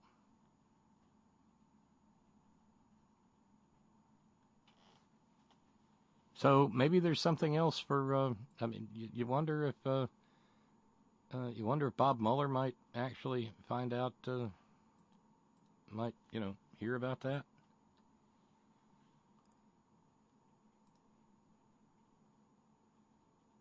Because, see, Donald Trump lies just to be lying.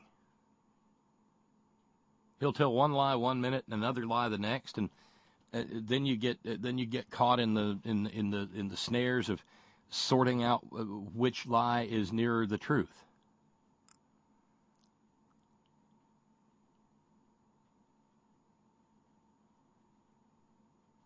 All of which reminds us of the important work being done by Attorney General Eric Schneiderman up in New York, because he's been lobbying the legislature of New York to make a change to state law.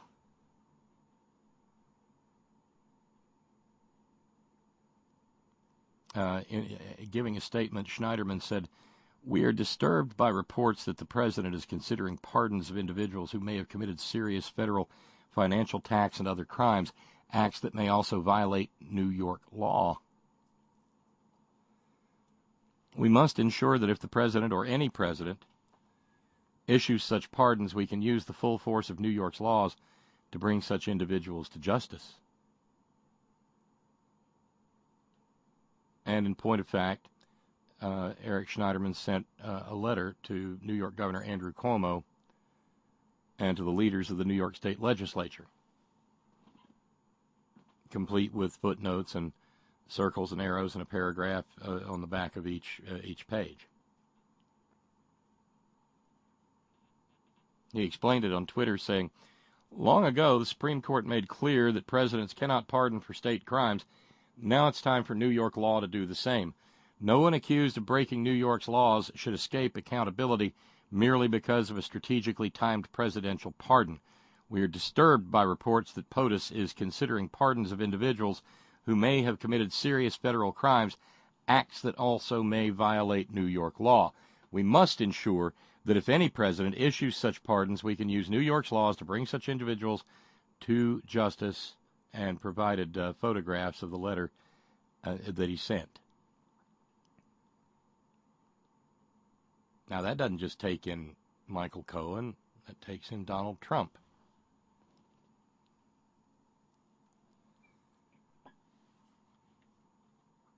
It takes in probably Paul Manafort.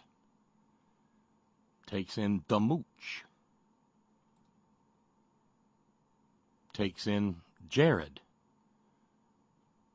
and Ivanka.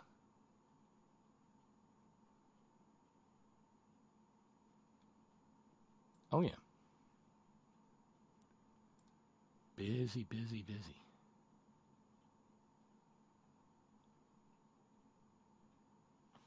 Other things? Arizona teachers have voted to go on strike.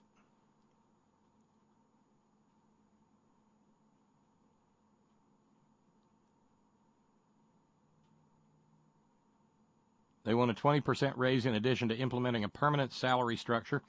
They want competitive pay for educational support staff. They want no new tax cuts until the state's per-pupil funding reaches the national average and restoration of education funding to 2008 levels.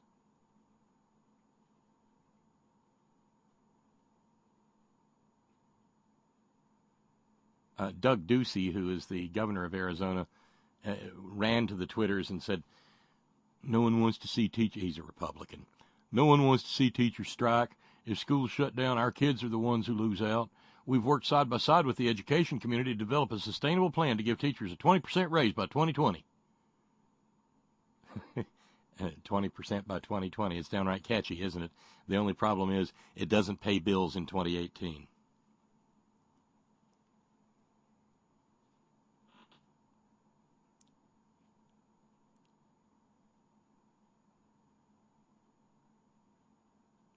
So there are supposed to be actions today, tomorrow, and Wednesday. The same thing, or something similar, is taking place in Colorado. And by God, this time the Republicans say it's something up with which they will not put. Colorado teachers have said they're going to strike.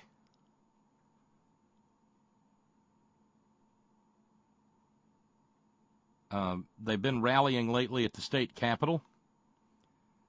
They want more funding for their schools. They want more funding for their students. And yes, they'd actually like to be paid a living wage. They've called a walkout in Colorado for April the 27th. The Denver School District, as well as several others, have already announced that they're going to go ahead and close that day. You know, we think about Colorado and all the revenue they brought in from legalized cannabis and whatnot, and it's kind of shocking when you find out that teachers in Colorado are among the lowest paid in the country. Colorado is 46th in average teacher pay. That number coming from the National Education Association. Colorado is $2,500 less per student per year than the national average.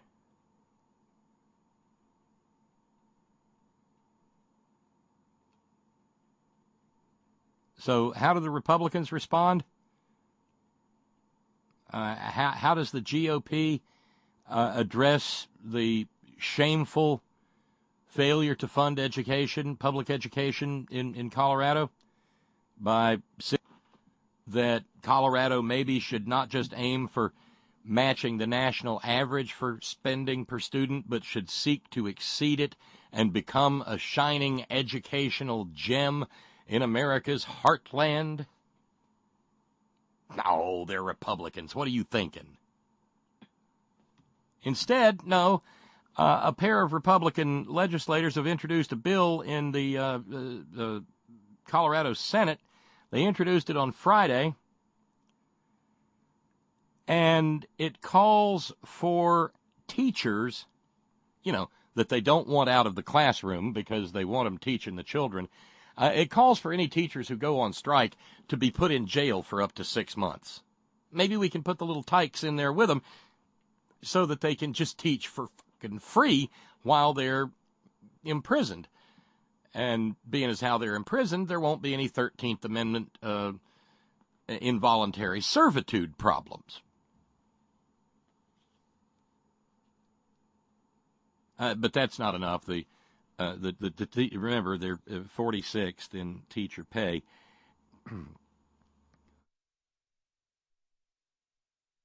And so consequently, the Republicans want to hit them where it hurts, the wallet.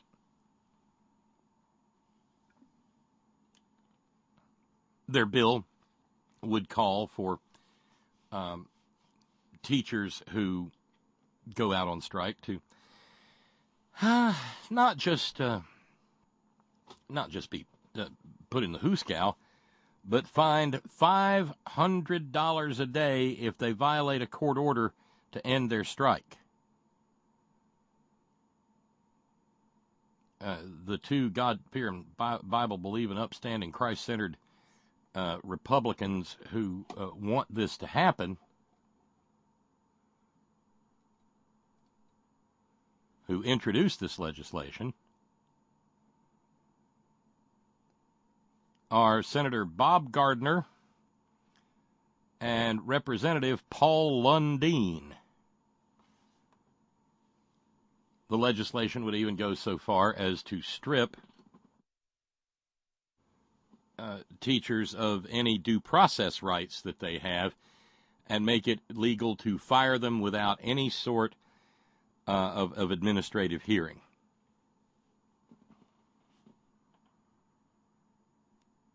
Jesus. They really do show their hands. They really do let you know what they think of people who work for a living, these Republicans. I mean, that combination is pretty astonishing. Not only taking away due process rights, no hearing after being summarily fired, but then putting people in jail and fining them $500 a day. I suspect that is not going to intimidate the teachers in Colorado. If they're not intimidated by being as poorly paid as they are, they're not going to be intimidated by that. When I read that story, I was reminded of, and we can file it. Well, file it under that old saying, first they ignore you, then they laugh at you, then they fight you, then you win. A lot of people think Gandhi said that. But he really didn't. On the other hand, the Amalgamated Clothing Workers of America, a union, and one of their leaders, Nicholas Klein, in 1914 said, "In this story you have a history of this entire movement. First they ignore you, then they ridicule you, and then they attack you and want to burn you, and then they build monuments to you. And that is what is going to happen to the Amalgamated Clothing Workers of America." Sadly, I'm not sure if the Amalgamated Clothing Workers of America even exist anymore.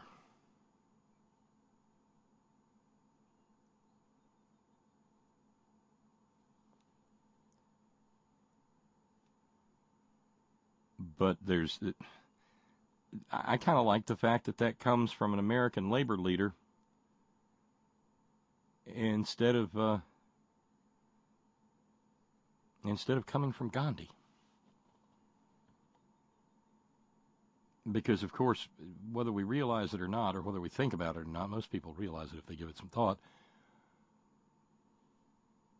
Labor in this country is the mother and the mother church of progressive activism. And we would do well to remember that. And whether it be West Virginia, Kentucky, Arizona, Oklahoma, or Colorado, teachers are redefining the new labor movement and giving force to a segment of society that was thought to be largely moribund. If you were looking for another reason to respect teachers, well, here's one. You remember just a little bit ago we were talking about all them pissed off NRA members what was going out and shooting their Yeti coolers and packing them with explosives and making them go boom into a million tiny pieces because the Yeti cooler company had the unmitigated gall to not want to do business with a bunch of bloodthirsty goddamn maniacs anymore? Enter the American Federation of Teachers. Across this country, there are 1.7 million members of the American Federation of Teachers. And the AFT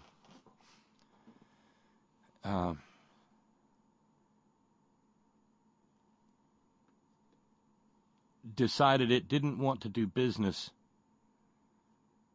with Wells Fargo anymore. Wonder why. Well, Wells Fargo has a banking relationship, an ongoing banking relationship, which they will not end with the National Rifle Association.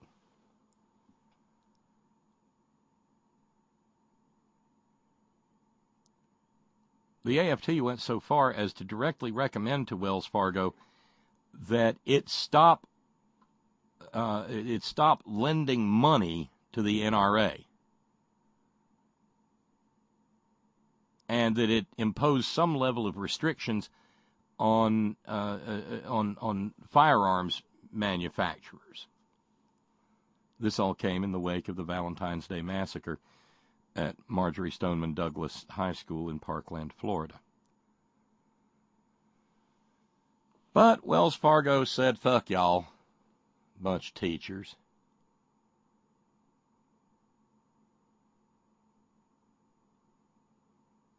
Bloomberg News has dubbed Wells Fargo the preferred financier for the U.S. gun industry. Wells Fargo has provided hundreds of millions of dollars in loans and bonds since 2012 for firearm ammunition companies and firearm companies themselves. And Wells Fargo, which, by the way, just got dinged with $1 billion fine for its dodgy, shady practices in regard to car loans and mortgages, but I'm sure they never pulled any of that shit on the NRA because, the NRA's got guns.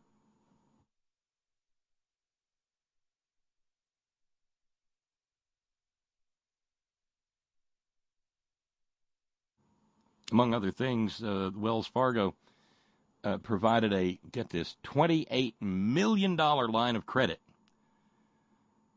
for the National Rifle Association, and they also operate the NRA's primary accounts.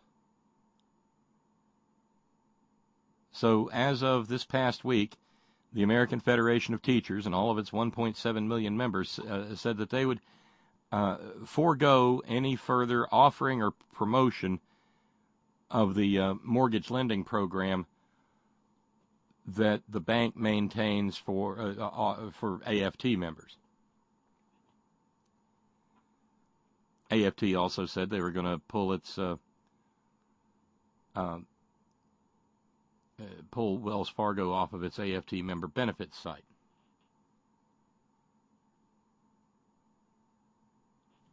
AFT President Randy Weingarten wrote in the letter to Wells Fargo, despite our several attempts by phone and email to schedule a meeting to discuss your support for the NRA, your office's response has been radio silence.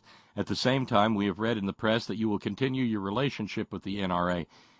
Since we wrote to you expressing our concerns, we've been attacked by the NRA and its communication arm, NRA-TV, in the vilest ways. We can only assume that in light of your silence and the NRA attacks, you've decided that the NRA business is more valuable to you than students and their educators are.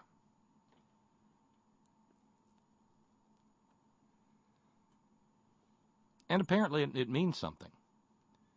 In an article at USA Today, they noted that 1,600 AFT member families had mortgages with Wells Fargo last year.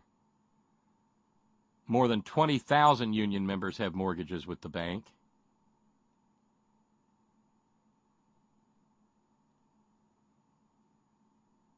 Meanwhile, how's the NRA responded? Well, they called the AFT commies.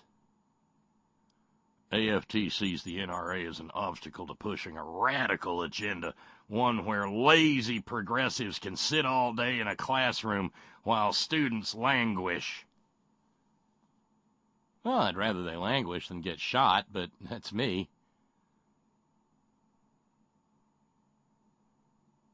That was Grant Stinkfield, by the way.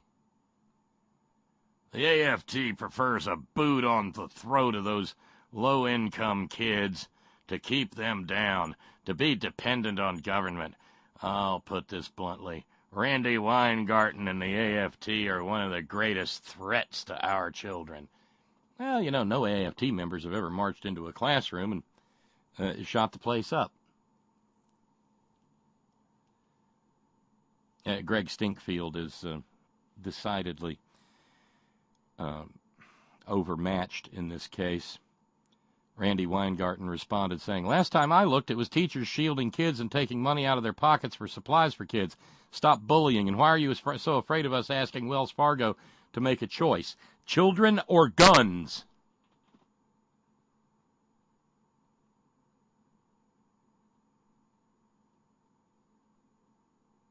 Meanwhile, other banks are responding.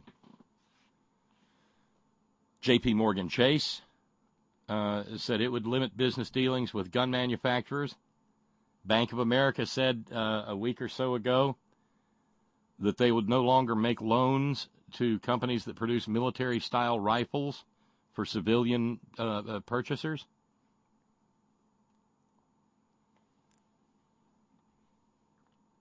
And particularly Bank of America cited Parkland as the reason for doing what they did. So maybe there can be some support the NRA hashtag videos over there of them, I don't know, shooting apples for the teacher. Or, maybe shooting textbooks. Or mannequins dressed up as teachers. Because that's the kind of threatening behavior that the goddamned NRA stands for. Right? Yeah.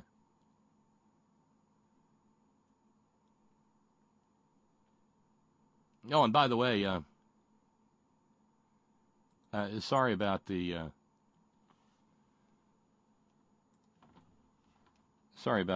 White Rose stream going down for a minute.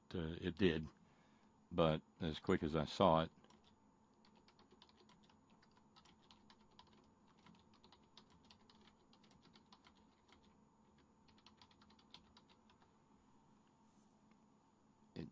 No idea why.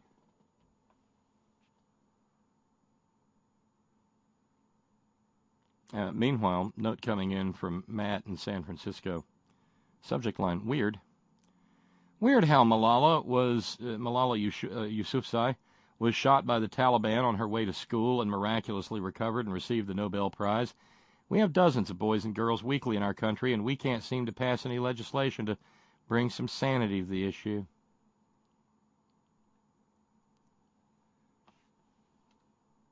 No, we can't. And the gun humpers are crybaby snowflakes who can't even deal. Who can't even deal with the most simple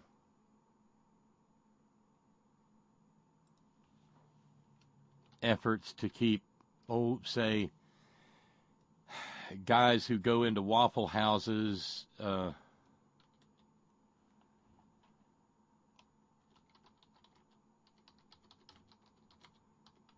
with nothing but their overcoat and an assault rifle.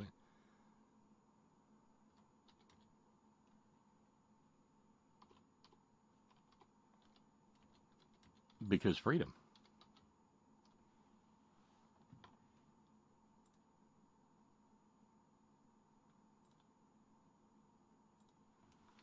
So, there you have it. Let's run over and check in with Silent R. Lamar on the phones.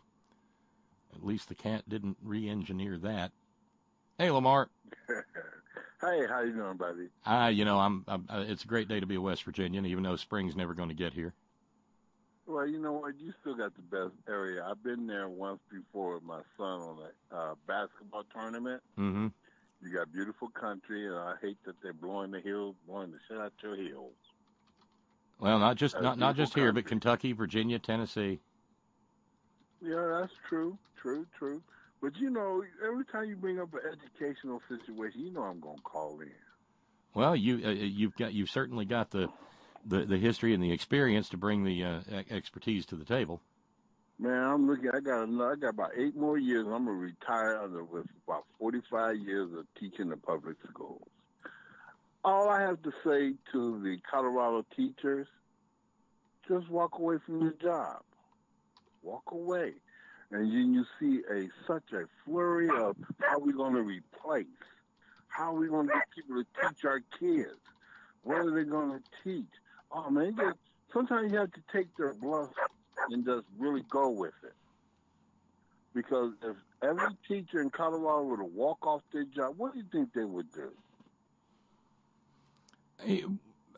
It's hard to know. Well, they figured that. I mean, look. Okay. To be fair, it doesn't look like the legislation that these Republicans in Colorado have proposed is going to go anywhere. That's not the point. The point is they put it on the table. Take them for their word. If they tell you they're going to shoot you, believe them. They're going to shoot you. So if they're going to threaten you, walk off your job. And I grant you, they will be so happy to negotiate with you because they can't replace you. See, people are professions. Teachers and all this, all the other people, we have a skill set. Not everybody can be a teacher, like everybody can't be a parent. Like the guy who let his son have the gun after he just proved that he was deranged in the head. Okay, you follow me? Oh yeah. Everybody can have a baby. Everybody can make a kid, but there is a quality to being a parent. So I look at it like this. I have kids that come. I deal with over 160 kids a day. Every day.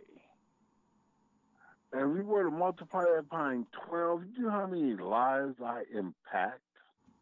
Oh, over the course of how many years? 35. I'm working on I'm going to do it. My mother went 60 years. I'm going to do 40. I don't want to top my mother. But I'm like this. Your mom was a teacher too? Yes, she was. Elementary. How cool. And that's where that's something you and I have in common. My grandmother went 60. Yeah, like I say, I sometimes I look like your wife. Her birthday was yesterday. Right. My mother is Wednesday, the 25th. Oh, nice. Happy birthday.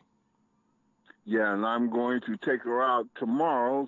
I don't want. I know it. I know it's something. not gentlemanly, but how many how many trips around the sun will your mother have made? 85. Wow, that's beautiful. The women in my family live to be 90 or plus. It's the men who can't get past 85. I want to break that record. Yeah, that one you're willing to keep at. Yeah. But see, I come from a long line of school teachers and nurses. And it's really funny. It's just like, it's really weird that they take us for granted. I watched my mother, when I graduated in 76, but all through my elementary school, teachers did not have to pay for nothing in education. Ronald Reagan came around, I started watching my mother spend her money to educate kids. I'm watching myself spend money to educate kids. Something wrong with that picture. Why should I come out of pocket to educate your child? Because I want your child to be a better American? Come on. Something wrong with that. And then if I don't spend my money, I'm a bad teacher. I got a no-win situation, Mr. Bob. I'd say, yeah. I mean, and then they don't want to pay us. That's the bad side. Oh, we'll give you your benefits, but we're going to take more money out of your check for your benefits. You know, if we were... Well, that's like those Colorado teachers. They're going to get a 20% raise by 2020. But by 2020, 2/3 of them will have left the school district because they cannot afford the cost of living. Well, let me just throw something in here. At the urging of a number of members of the community, I was told that I simply had to get started watching Breaking Bad. And, I don't watch that. And I did. Well, I did. Mm-hmm. And, of course, it begins with him being a teacher, a high school chemistry teacher. In New Mexico, which has a notoriously abysmal educational system on a par with the abysmal educational system in West Virginia. New Mexico and West Virginia have a lot more in common than we know. For instance, both states are states with two words in their name that people tend to forget the first word. You'd be surprised the number of people. You'd be surprised the number of people in the United States who think New Mexico is just Mexico, and who think West Virginia is just a region of Virginia. But that having been said, I was struck by the fact in the setup to Breaking Bad that, you know, Walter White is a well-regarded, knows his stuff, high school chemistry teacher, and he has to moonlight down at the car wash. So, I'm like this. I don't moonlight. I am an avid architect. You know I'm an architect. Absolutely. And I teach AutoCAD drafting at my local high school where I work. I used to produce people who could replace me. But it's been the last 10 years, I haven't been able to do that because of the Republicans. And, you know, just think about it. Look at the teachers who are now out of all of a sudden, the red state teachers are screaming. They used to say the East Coast and the West Coast teachers, those elites, are just complaining. No. It's now hitting in the middle now. They're hitting in the middle now because the teachers who work take Arizona and New Mexico. They went along with W's attack on teachers. They went along with the attack with Trump. But they saw some love with Clinton and Obama. And they realized the Republican Party hates teachers. Why are we voting for these people? Let's get our rights. Let's be like California. Let's be like New York. Because you know what's really funny? I'm going to tell you this. Up until 1990, Georgia, Alabama were the top schools for blacks and everybody else because they did not compromise.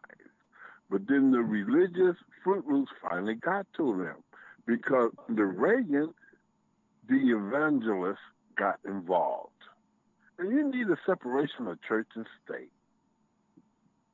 Because I've had conversations with other people who talk this craziness. I said, show me in the book where God tells me I need to punish somebody for not believing in his word. There's no page for it. He doesn't say it. He does not say it. Okay, two women want to get married, two men want to get married. All God asks me to do is love them. He doesn't tell me to judge them.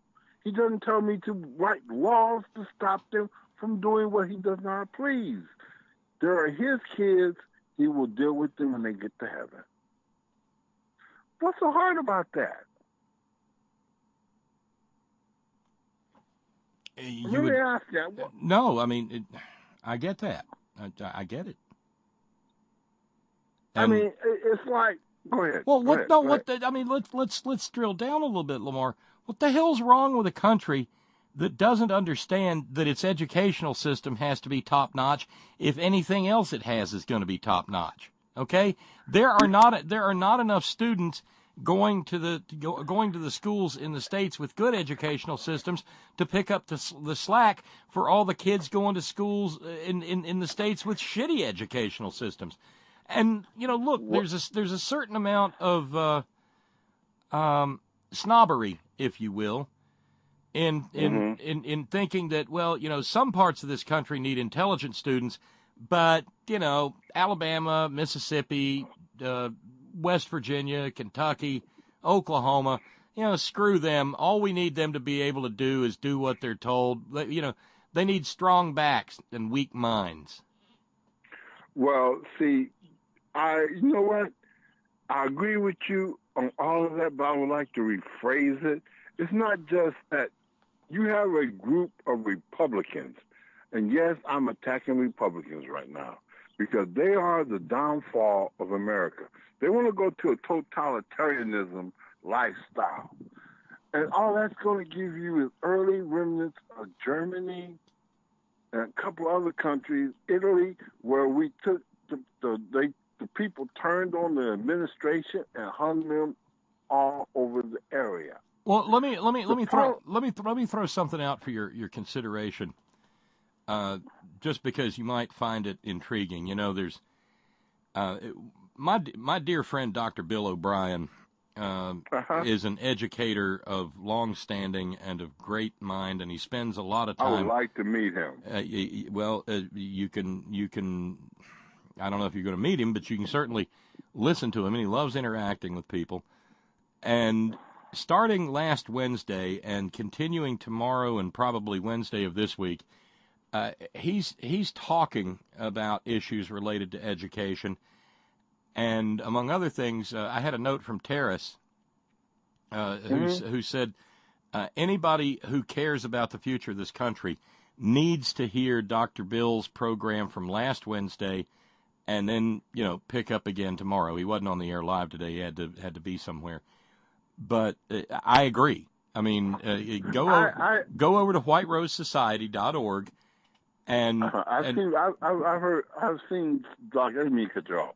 I have seen Dr. Bill and I have listened to him. I like him. I'm just a younger, not fully developed version of Mr. Your buddy. Well, Dr. Bill, you can sign up for his RSS feed. So every time there's a new program, it'll pop up in your feed, and I guarantee you learn a ton from Dr. Bill. Oh yeah, I learned a lot from him that time I listened to the 3 days I listened to him. I like the dude. I like him. But I'm like this. See, it's like, okay, let me put it to you this way. America thinks it has problems. Yes, we have problems. It's not one big problem. It's a million little problems that make the big problem. And people don't look at it this way. I mean, when I graduated from high school in '76, Grambling, the South, Alabama, all those schools were top notch for Negro children. Oh, the Okay? HBCs, Tuskegee, Grambling, Jackson State, Yes, Howard, because Spelman. yes, because they had the education to get you over the top, make you unique. The question is, they can't get people now from high school that can fill those vacancies. And it all starts in elementary school. Because, like, some people, there are teachers out there. They know about the WASP accreditation for a high school. Back in '92, this WASP individual came up to me, and he asked me what was my opinion on the situation. And I told him, I said, I'm going to speak to you as an individual who has his own business. I'm not going to speak for the school, but I'm speaking for me as my own business. You're giving me inferior material. I'm going to give you an inferior product. Basically saying, I got a ninth grader in my classroom who's reading on a fourth grade level. What the hell am I supposed to do? Yeah, and in what grade? He's a ninth grader on my campus. Yeah, and 9 to 12, and he's got reading on a fourth grade level. And what am I supposed to do? Yeah, you can't make up 5 years of ground in one school year. Thank you. And that but Lamar, that points to the fact that we need to be spending more money on education everywhere, but we need to understand the critical nature of basic literacy and math skills as they are learned in grades K, 1, 2, and 3. Because that's where the difference is made. Yes, it is. Elementary school is the primary basic of where you're going to be in this society structure. Now, you were born in what, 63? Yep. Yeah, you're the same age as my sister. When you were coming up and I was coming up, they had the Evelyn speed reading course. Oh, yeah, Evelyn Wood, yeah. Speed reading. I didn't get this typing. I can't type worth a shit. I'm a hunting peck brother, but I got good hand and eye coordination, so I can't do 45 words per minute. But like I say, Evelyn speed reading, I have said my students have watched me sit down and read through 4 or 5 of their papers. They see my fingers scan it. They're like, what are you doing? I said, I'm reading your paper. And then they ask me, okay, you read it. And then I start telling them everything about it. They're like, how the hell did you comprehend that? How can you read that fast? I had a student tell me, Mr. Bob, I laughed. I really had to chuckle because I really put him down because he wanted to stand up against the teacher. He said, Mr. So-and-so, Mr. Silent Lamar, what makes you superior? I said, you know what? What makes me superior to you is that it takes you 2 hours to do what I did in 40 damn minutes. When I went to school, we had 40 minutes of education. We didn't have time to BS. And I look at the kids in the structure now, they come up with all kind of rules to like, oh, they need more time to learn the more than no. You're gonna have they're gonna be bullshitters of the world, and you have to separate the bullshitters from the real people who want to work. And you know that's the same thing in any job. You got people who are gonna goof off, and they don't want to be up. You don't want to hurt their feelings because they like to goof off, so you hold everybody back. That's what America is suffering from. And the Republicans' beloved saint, Ronald Reagan, made the statement, America can only handle one thing at a time. This is why we only have one object and one subject on every news, because he said that. And then he said the American people are above manual labor. This is why we have such a high unemployment, because I'm in the school system. And I'm going to tell you right now, not everybody's going to be a school teacher, not everybody's going to be a lawyer, not everybody's going to be a doctor. Everybody needs a hands-on skill. If your kid cannot do the book work, maybe he's good with his hand. He could be the next extreme designer or builder. We need people to build shit in this country. They talk to me and they talk to a whole lot of other people. They're mad because the Mexicans are in construction. They're mad at the Mexicans for being in wrought iron work. They're mad at the Mexicans for everything in the world. But think about it, Billy Boob. You stopped teaching those trades. So how are you going to compete with somebody who's been taught that and from look, the seventh grade? Right, and you know, they made, you know, Reagan with the assault on labor made those trades less attractive to go into because, you know, things like right to work drive the wages through the floor. Well, but see, that goes to another point of my argument of life. Cheap labor is going to kill any country who believes in cheap labor. If the government doesn't get involved, cheap labor is going to kill your country. Because right now we have major manufacturing companies running around the globe looking for cheap labor. Well, think about it. Let's do simple math. Really, really basic elementary math. I'm going to break it down for every laborman can understand. If you're going to build something over there for 13 cents, then you're going to bring it over here and try to sell it for $5, and the majority of your population is unemployed, good luck with selling that shit. This is why the Civil War was ultimately fought, because of cheap labor. People who were using slaves to do their work were making bundles of money, but they were now horning in and pressuring people who are doing shit legitimate. And that's where your pushback came. Mm-hmm. And if you look at it, China subsidized their people. Socialism. This is why they hate socialism. Socialism means that everybody pulls together to help one another. Oh hell, that's wrong. You should die by your bootstraps. If you couldn't pull your bootstraps up, that's your fault. Well, you know what? If you're gonna keep me from having my bootstraps tied up, how can that be my fault? And like I say, Mr. Bob, I was born in 58. I'm watching all the stuff that I grew up in 61 go through. From 61 to 65, I'm watching now. Negroes getting arrested for sitting in Starbucks. What was it? Wool work. Think about wool work. We couldn't even sit at the goddamn counter without the police coming in bashing our heads.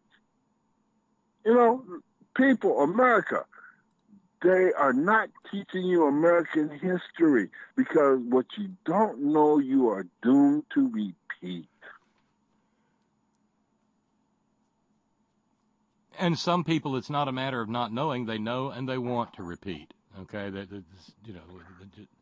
I mean, even if they want to repeat, okay, you want to repeat this? What was the end result of what they did? That's another thing that they're not being taught. All these Nazis, I mean, I don't have a problem with Nazism. Run your Nazism. I will show what happened to Hitler and his Nazism at the end of its run. Do they want to live that again? I can't grant you. These people, they were educated, they will walk away from Nazism because it does not work.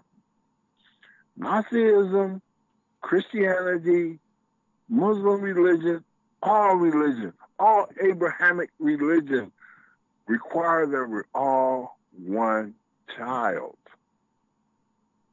We can fight amongst ourselves, but we're all one child. And that one child that gets out of control will be slain. It's written. You can see it. Well, you just got some affirmation coming in from Todd in South Carolina. I Lamar. like Todd. Yeah, I like Todd and your cooking segments. I've gotten better at barbecue. Let me flip my potatoes. Damn it! I'm out here grilling potatoes, man. Oh, damn. Oh, you can't get lost in the conversation, man. Do not ruin dinner. I sent some food porn to Todd over the weekend. I was out I did up a bunch of ribs and some chicken wings. Well, where's my email? Oh, I'm not that special. I feel so. Quit that. Yeah, quit that. No. He sends them to me and I send them to him. But anyway, Todd says, Silent R. Lamar is absolutely correct. That was my experience when I was teaching. You thought I was kidding when I said I couldn't afford to teach because it costs too much. It does. But see, there's a difference. There are people who believe in teaching. There's people who shouldn't be in teaching. I am a true teacher. I am from a family teacher. I will spend my money. I will make every money because I want, the best thing I ever hear when kids come up to me after they graduated 5, 6 years, oh, Mr. Silent R. Lamar, the things you taught me and what it makes me a better person. You know what, Mr. Bob, the principal at my high school is my former student. Oh, wow. Now, how you think I feel? That's got to be special. I did my goddamn job. I made a person who is much better. And when he comes to work, he looks forward to seeing me. And he comes to my classroom to preach and praise me because I made him a better human being. You can't get no more. Money can't buy that shit, Bob. No. The true teachers will tell you that is not, their principle is for their kids who come through their door to be a successful American who contributes to the community. That is all we want. We don't ask for a whole lot, but give us some time, give us some love, and give us some praise. But the Republican people say, the hell with me. Well, and depending on where you're teaching, see, in a state like West Virginia, these godforsaken Republicans are more than willing to praise and say nice things, but you want some money? Oh no, we ain't got none of that. We gave it all to the frackers and the frackers and the coal companies. Right, but see, that's where I made my statement. The teachers in West Virginia did a wonderful thing when they walked out. They crippled the state. They let them know that we are no longer going to take the penance that you want to give us.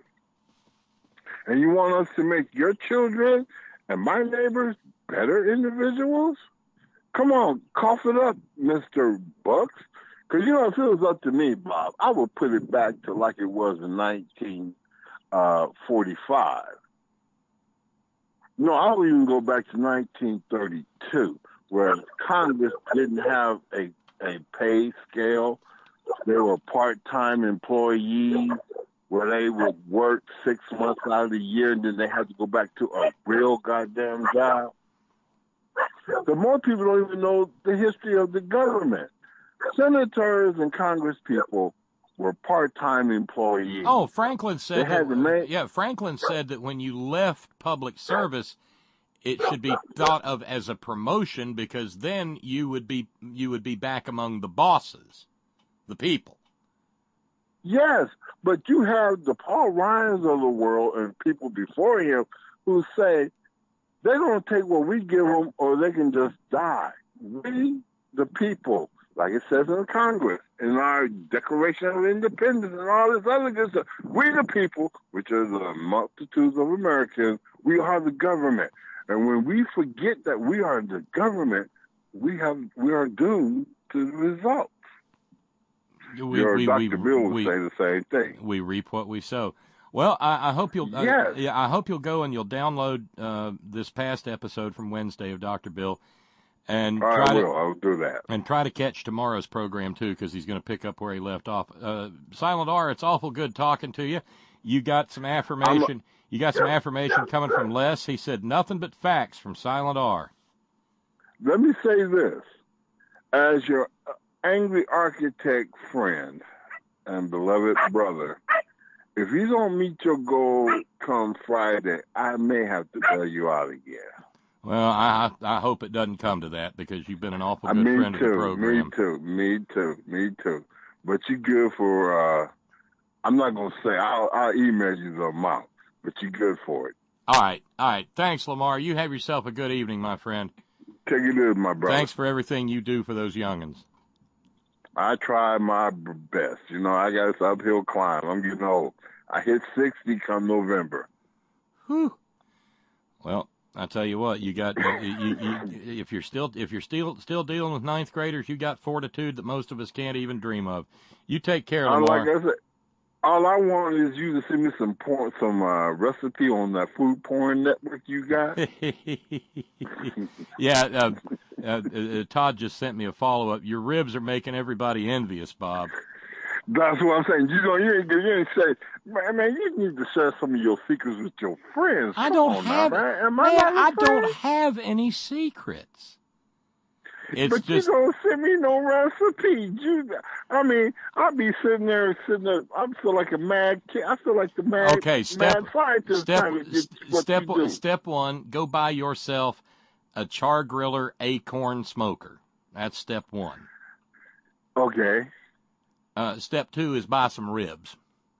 Step three is use good charcoal. And, I lost you. Okay. Yeah. I absolutely love that grill. It's the best I've ever owned. Like you guys, I've seen some acorns in my territory. And like Tracy, I don't know. I haven't heard from Tracy. Has she called in? No, I was worrying about Tracy. I haven't heard from her in a while. I sent her a note over the weekend just checking in. I haven't heard back. Okay, I'm a little concerned because the Uber drivers around here, it's getting stupid in L.A. I'm sorry, California's getting stupid. I feel for my girl. Well, I'm hoping we'll hear from her. Because, we are kind of a community family congregation. You have shoot me some recipes, man, because I like that white barbecue sauce you keep talking about. Ooh, yeah, and that goes so good. That goes so good on wings. Well, you know what? I can't do it unless you send me a recipe, dude. I've given them out on air, Lamar, for everybody. Well, no, I want an email because I don't listen like I should. I be listening to you in the car. I done run over people. Yeah. Like when you were talking about Jesse Lee, I almost killed some people because I wanted to be out of here. Oh, wait a minute. Okay? Wait a minute. I'm like, damn. I wanted to go kill that, but I didn't run over some people. Yeah, not really, so, figuratively, but yeah. Let's be real. No, you got my email, brother. You are my brother. All right. Mother, I'll put you together the white barbecue sauce recipe, and if you ever go get your acorn, Lamar, I'll walk you through breaking it in and setting it up and getting it going right and proper. I might scare the shit out of you in the next 6 years. I might come visit your punk butt. Well, but worse things have happened, okay? I want to see the Horn Plantation. The complex. The fabulous Horn Mansion. Trust me, you don't. Yeah, I can imagine what it looks like. But you know what? I'm from Kilgore. I got roots in Kilgore, Texas. I got about 6 acres down there that I got to develop. So I know what your compound looks like. Yeah, it's 1 acre with a fallen. It's 1 acre with a fallen down house on it. I told my great grandmother's house down because it was falling down like you said. Like I said, I still love you when you talk hillbilly, man, because you got to keep me in touch. Okay. All right, you take care, Lamar. We'll talk soon. It sure will. Thank you, brother. Bye now. Bye. That's the one and only Silent R. Lamar calling from Southern California. Quick update. Since Travis Reinking was taken into custody, he has since been arraigned. As I said, no word on which fast food they took him to, a fast food restaurant, or if. But this may be even better than getting taken to Burger King. This is astonishing. Now, this is a guy who is alleged to have murdered 4 people and harmed 4 others. He has been arraigned, and understand there is a principle of American law that says you are entitled to a reasonable bond when charged with a crime. You're entitled to a reasonable bond. Well, he's been, except in murder. Murder, you don't necessarily have to have bond, especially because the things that go into bond determinations are things like, flight risk, roots in the community, property ownership, stability, likelihood to reoffend. These are all things that a court's supposed to take into account. Well, Travis Reinking isn't even from Middle Tennessee. Travis Reinking's from somewhere in Illinois. Travis Reinking fled the scene, hid in the woods, tried to evade capture, was caught, with another gun in his possession, potentially for the purpose of doing more harm.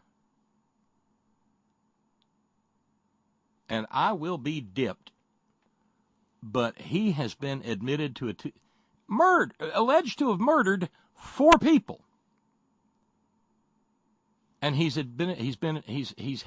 now bond hasn't been posted, but bond was actually set for him at $2 million. Not even $1 million per dead victim. $2 million. That's $500,000 for each brown person that he killed, allegedly. Is that breathtaking? Is that shocking? Because to me, it shocks the conscience. What do you do if some old sovereign citizen group out there comes up with the $2 million bond to put up and lets him out so that he can go and shoot up another Waffle House? That's astonishing.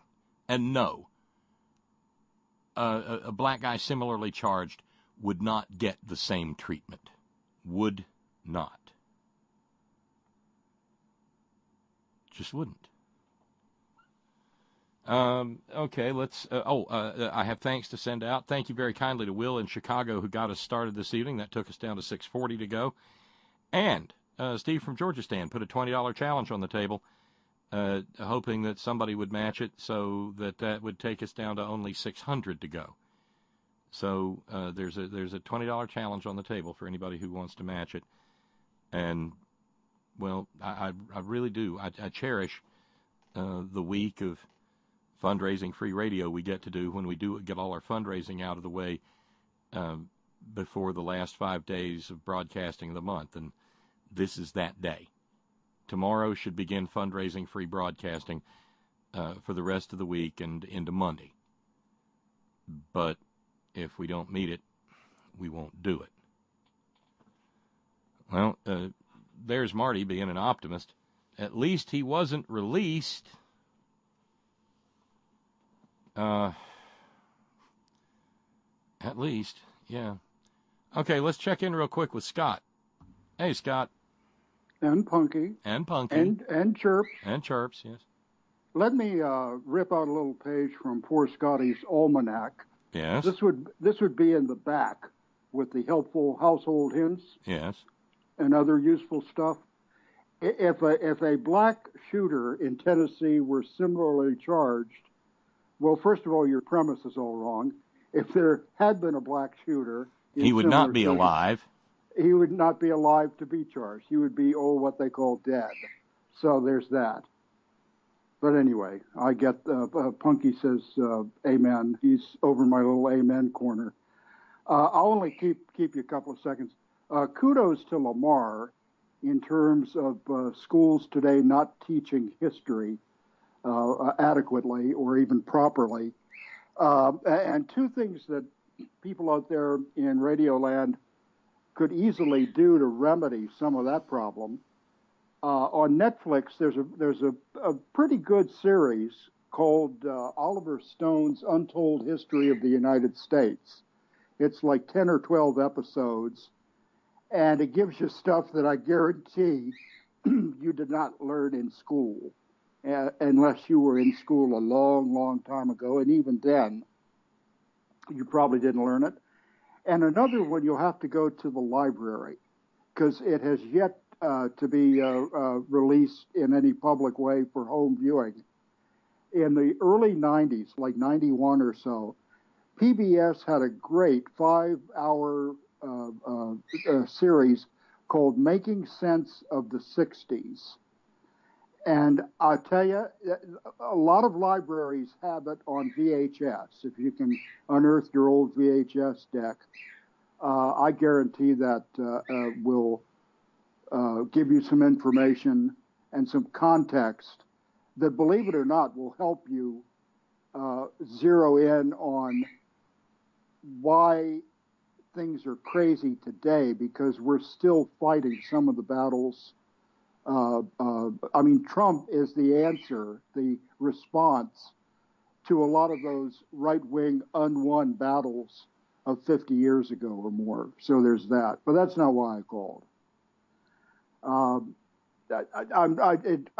missed almost the first full hour of the show today. So, but I'm glad that you did mention that you checked out Breaking Bad.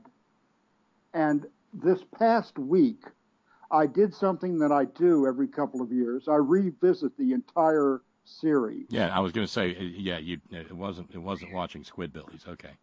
No, still I'm having trouble with that link. I haven't tried it on Chrome browser yet, but I will. I promise. Watching of the entire list of episodes of Breaking Bad, I checked on an episode by episode basis on Wikipedia to kind of follow along that way, and also to see what the critics at the time had to say about the show. And of the 62 episodes in the series, I don't think there were more than one or two that critics rated with anything less than an 8 out of 10 or higher. And most of those were mid-8s up until low to mid-9s. And there were a couple of episodes that they rated 10 out of 10. So that I'm telling you, if you will commit to watching the entirety of Breaking Bad, I promise you, Bob, you will be rewarded in ways that you can scarcely imagine. And I know it's a commitment, but I'm telling you, like I told you last week, it is exquisite television. Well, I watched the first 2 episodes, and I'm gonna keep plugging at it.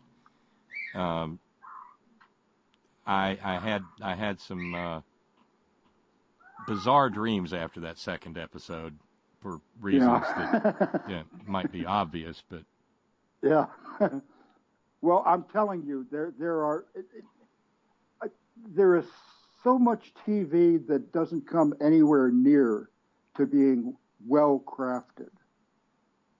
And Breaking Bad is the exception to that. I mean, and now I read online here that the sequel, Better Call Saul, has just been awarded a Peabody Award, which is no small thing. I mean, these people, Vince Gilligan and Peter Gould, and all the actors and actresses and craftspeople and writers and directors, these people are doing good stuff. If you like quality entertainment, that'll make you think and ponder and look at your world in a different way. I'm telling you, you cannot go wrong with Breaking Bad, and for my money, Better Call Saul as well. So there's that. Let's see. I was going to mention something about food, and I've spaced whatever my point was about food. But I know what it was. A while back, I found an old episode of The Tomorrow Show with the late, great Tom Snyder that used to be on NBC. And I saw a segment with a guy who was known, I think, as the Chili King, from down in Texas somewhere. And I can't remember his name, but I got a link to the recipe for his chili, which apparently has won blue ribbons all across the planet. And I'll send that to you because... ooh, I love a good chili recipe. Well, I'm telling you, if this guy if it's as good as Tom Snyder and the crew were saying, and if it's deserving of the awards that this guy has won, I think it's probably a damn fine bowl of chili. And he worked on it apparently for years, tinkered with it and stuff.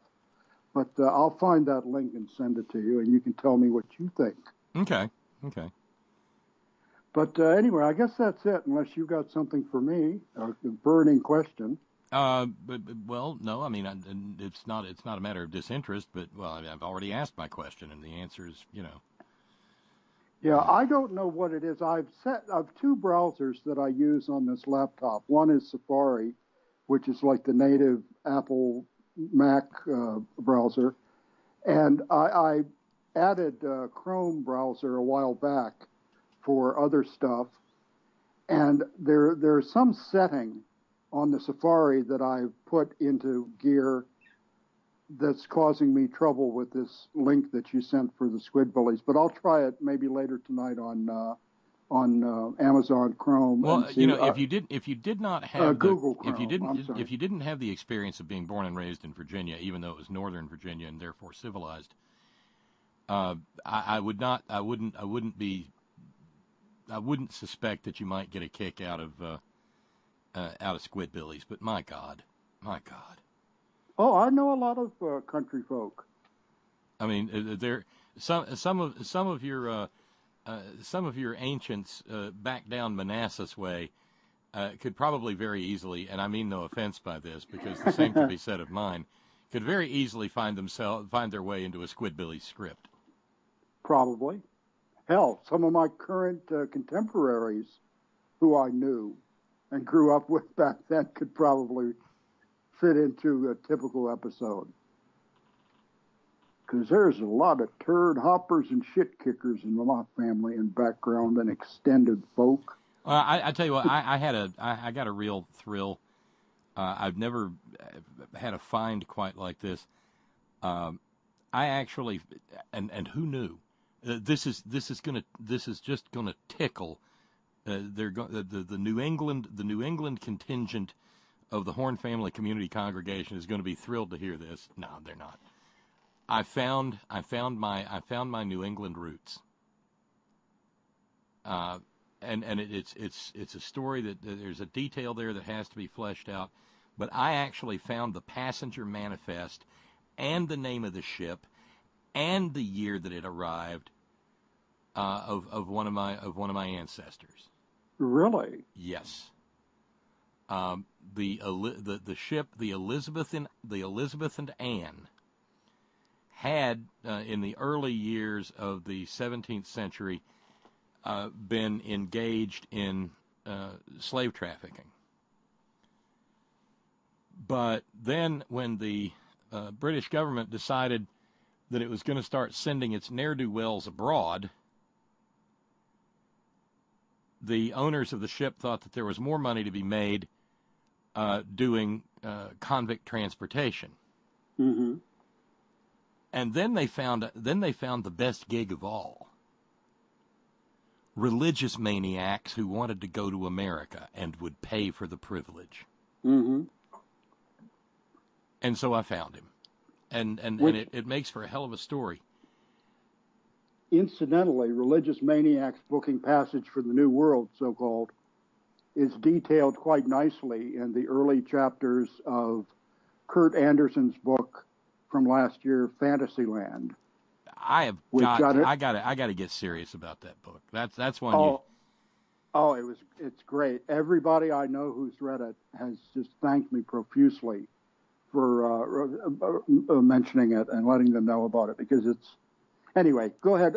So, who was the relative? What were the circumstances of them coming? Well, he gets aboard the Elizabeth and Anne in London in May of 1635 and lands in the Massachusetts Bay Colony and takes up residence in Roxbury.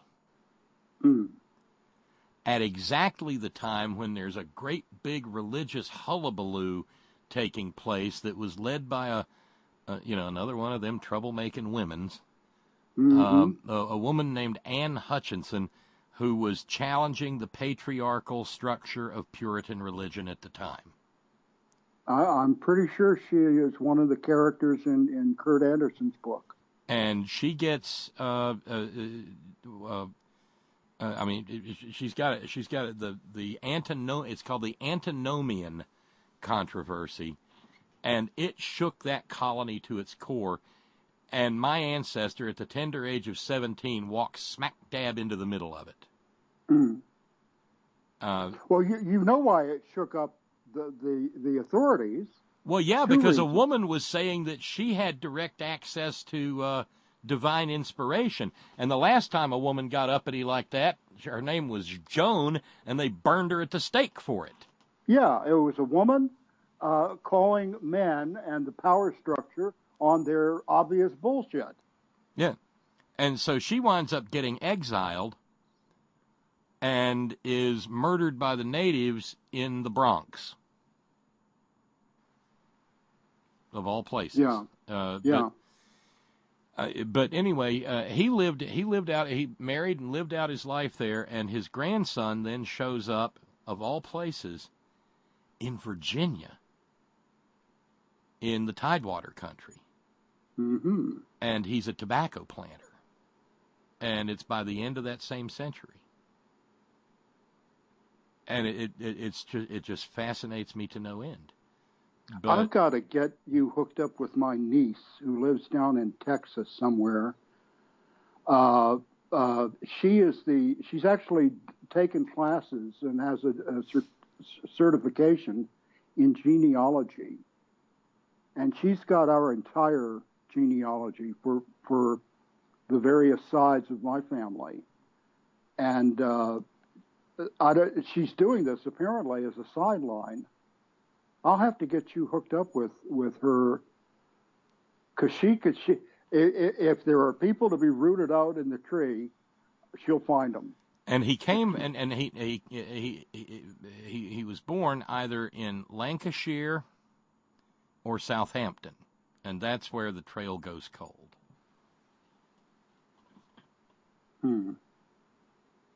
But I thought it was pretty bizarre that in 1690 or 1695 or whatever, because there's a record in the church there in Virginia of him taking a pound of tobacco to the church as an offering for the delivery of a healthy baby boy.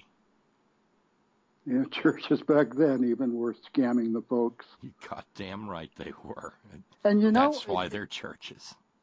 But the other side of that is that there's a record there.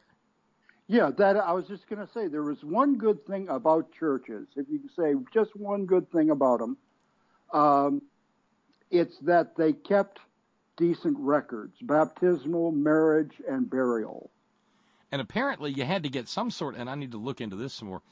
One of the reasons we know that this guy wasn't a convict, this 17-year-old, unskilled, 17 years old, but apparently is a member of a congregation that wants to get the hell out.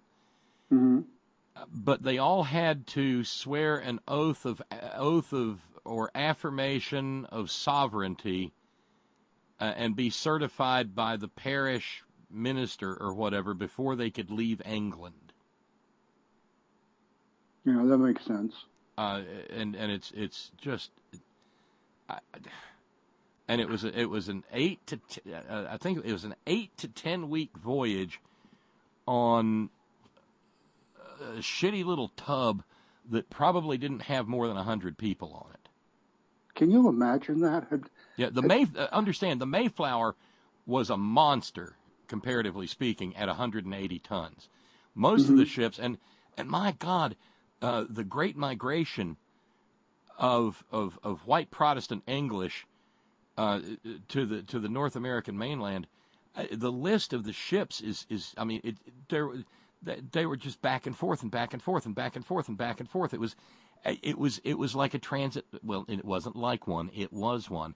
It was a transatlantic invasion.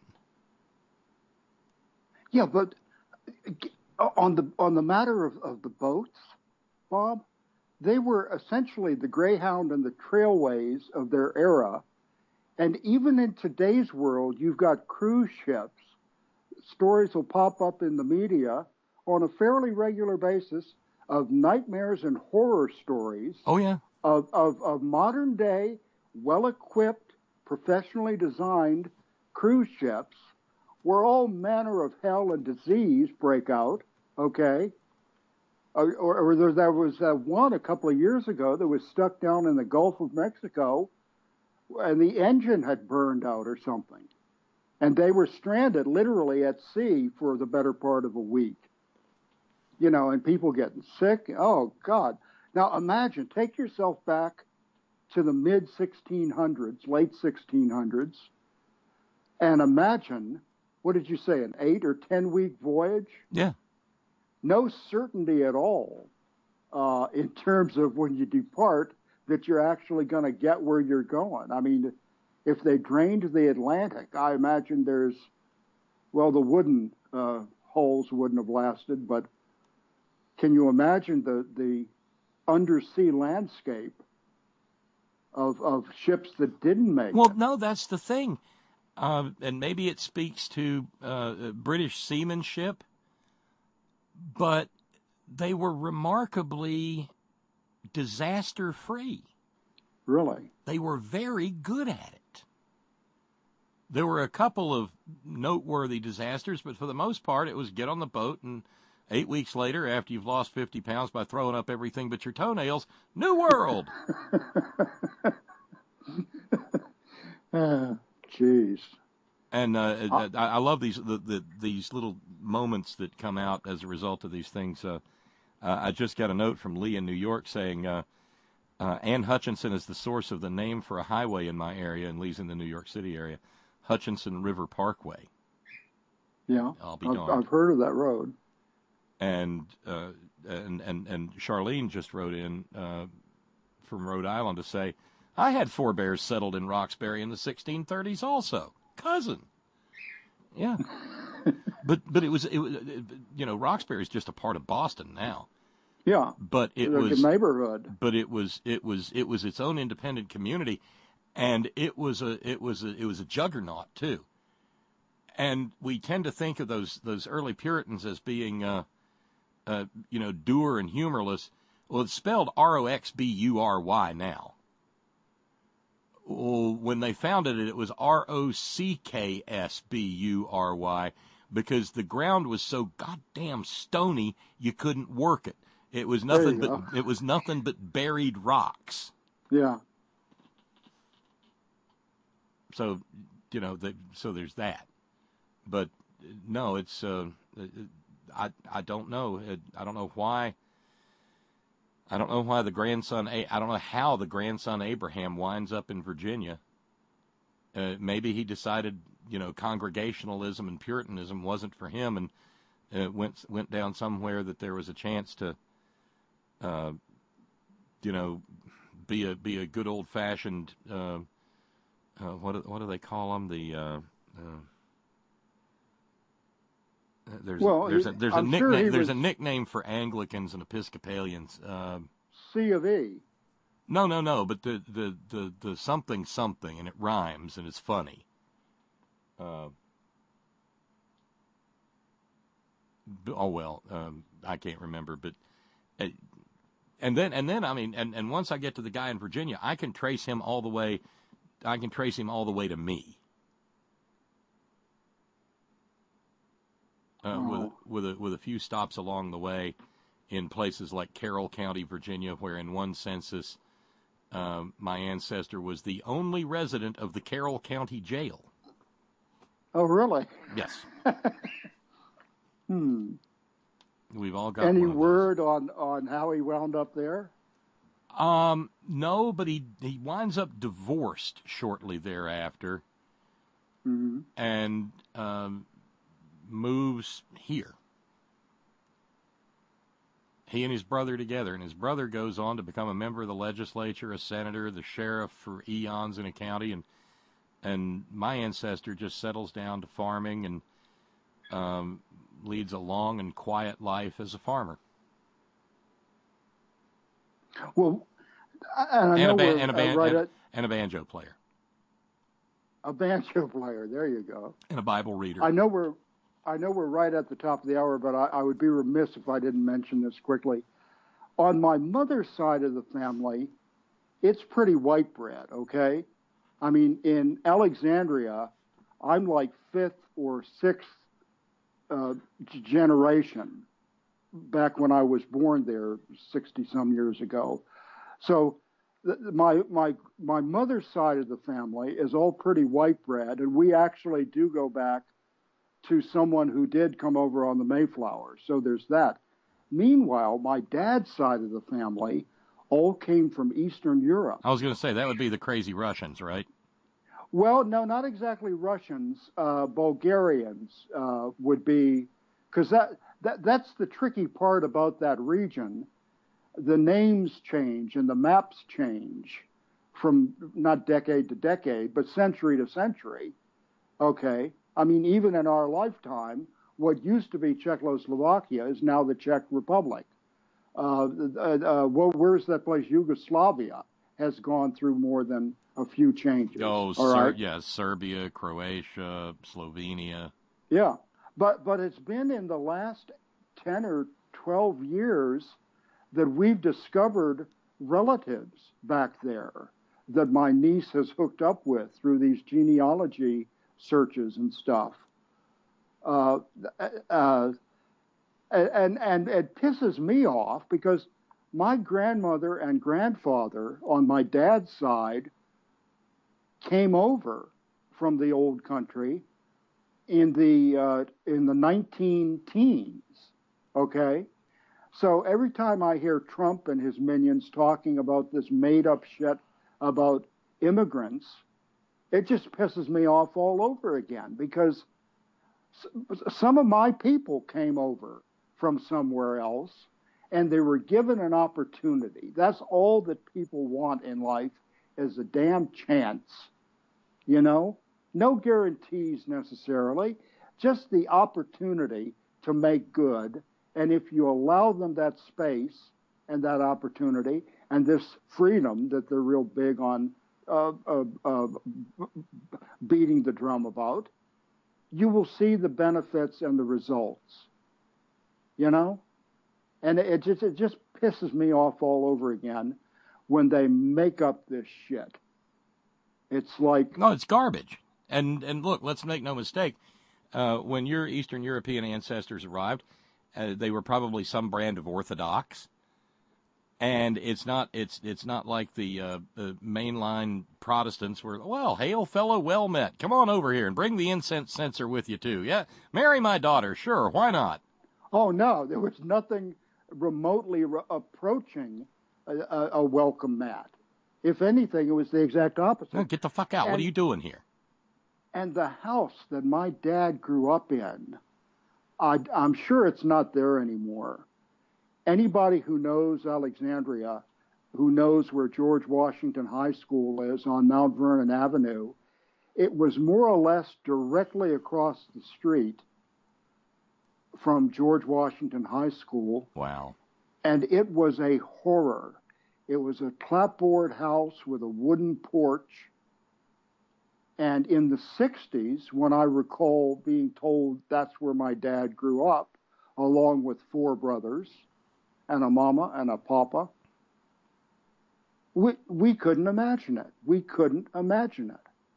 Because you got to figure he was born in 1923. Well, okay. You want to talk about a horror? Mm-hmm. I'm not comparing. We're not competing here. But can you top this? But anybody who goes to my Facebook page will see as my cover photo a very faded, grainy photograph of a cabin. Mm-hmm. Mm-hmm. That's the cabin where my ancestor, my great-grandfather, raised his humongous family that ran long to daughters, and by the time they were done, those four, maybe 5 daughters had something approaching 300 cumulative years of teaching experience. Mm-hmm. And what does that tell you, boys and girls? And I have his Bible, and I have his cut glass goblet from which every night when he came in from the fields, he would drink 1 glass of warm sugar water. Play his banjo, read the Bible to the children, and send them off to bed. And I was actually in that house when I was a kid, because it was still standing until 2 or 3 years ago when I drove out the road and went, what the fuck? Because his house had been torn down, and all that remains are the walls that he laid by hand to hold the hillside up, and a few of his apple trees that used to provide the apples that he would keep sitting on the shelf there by his rocking chair that he would peel every night and pass out to the children as treats. Oh, it's lovely that you've got some of those heirlooms, especially that cut glass goblet. But that to be charitable, or that house stank. It stank of generations of not frequently washed human. Mm-hmm. And it stank of coal, and it stank of fuel oil.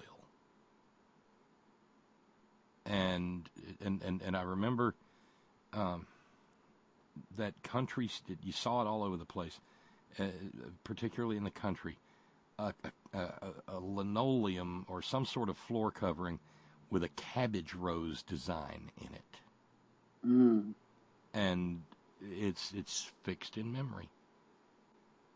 And you got to figure that it may have been aromatic from numerous sources and in numerous ways. Oh. But it didn't stink of desperation. No, it stank of life. Yeah. Because I'm sure... And it wasn't because they were dirty people. It was because bathing frequently was an undertaking that would take hours. Yeah. And yeah. And refresh the hot water, and who gets the clean water and who gets the dirty, because everybody bathes in the same. Yeah, and if you're the last kid in the family to hit that bath water, if you can call it that, And the other remarkable thing about this is, he may not have had a tremendous degree of education, but he knew better than to sell his mineral rights. And those mineral rights still go with that land to this day, and there's been mining all around it, but they haven't touched that land because they can't.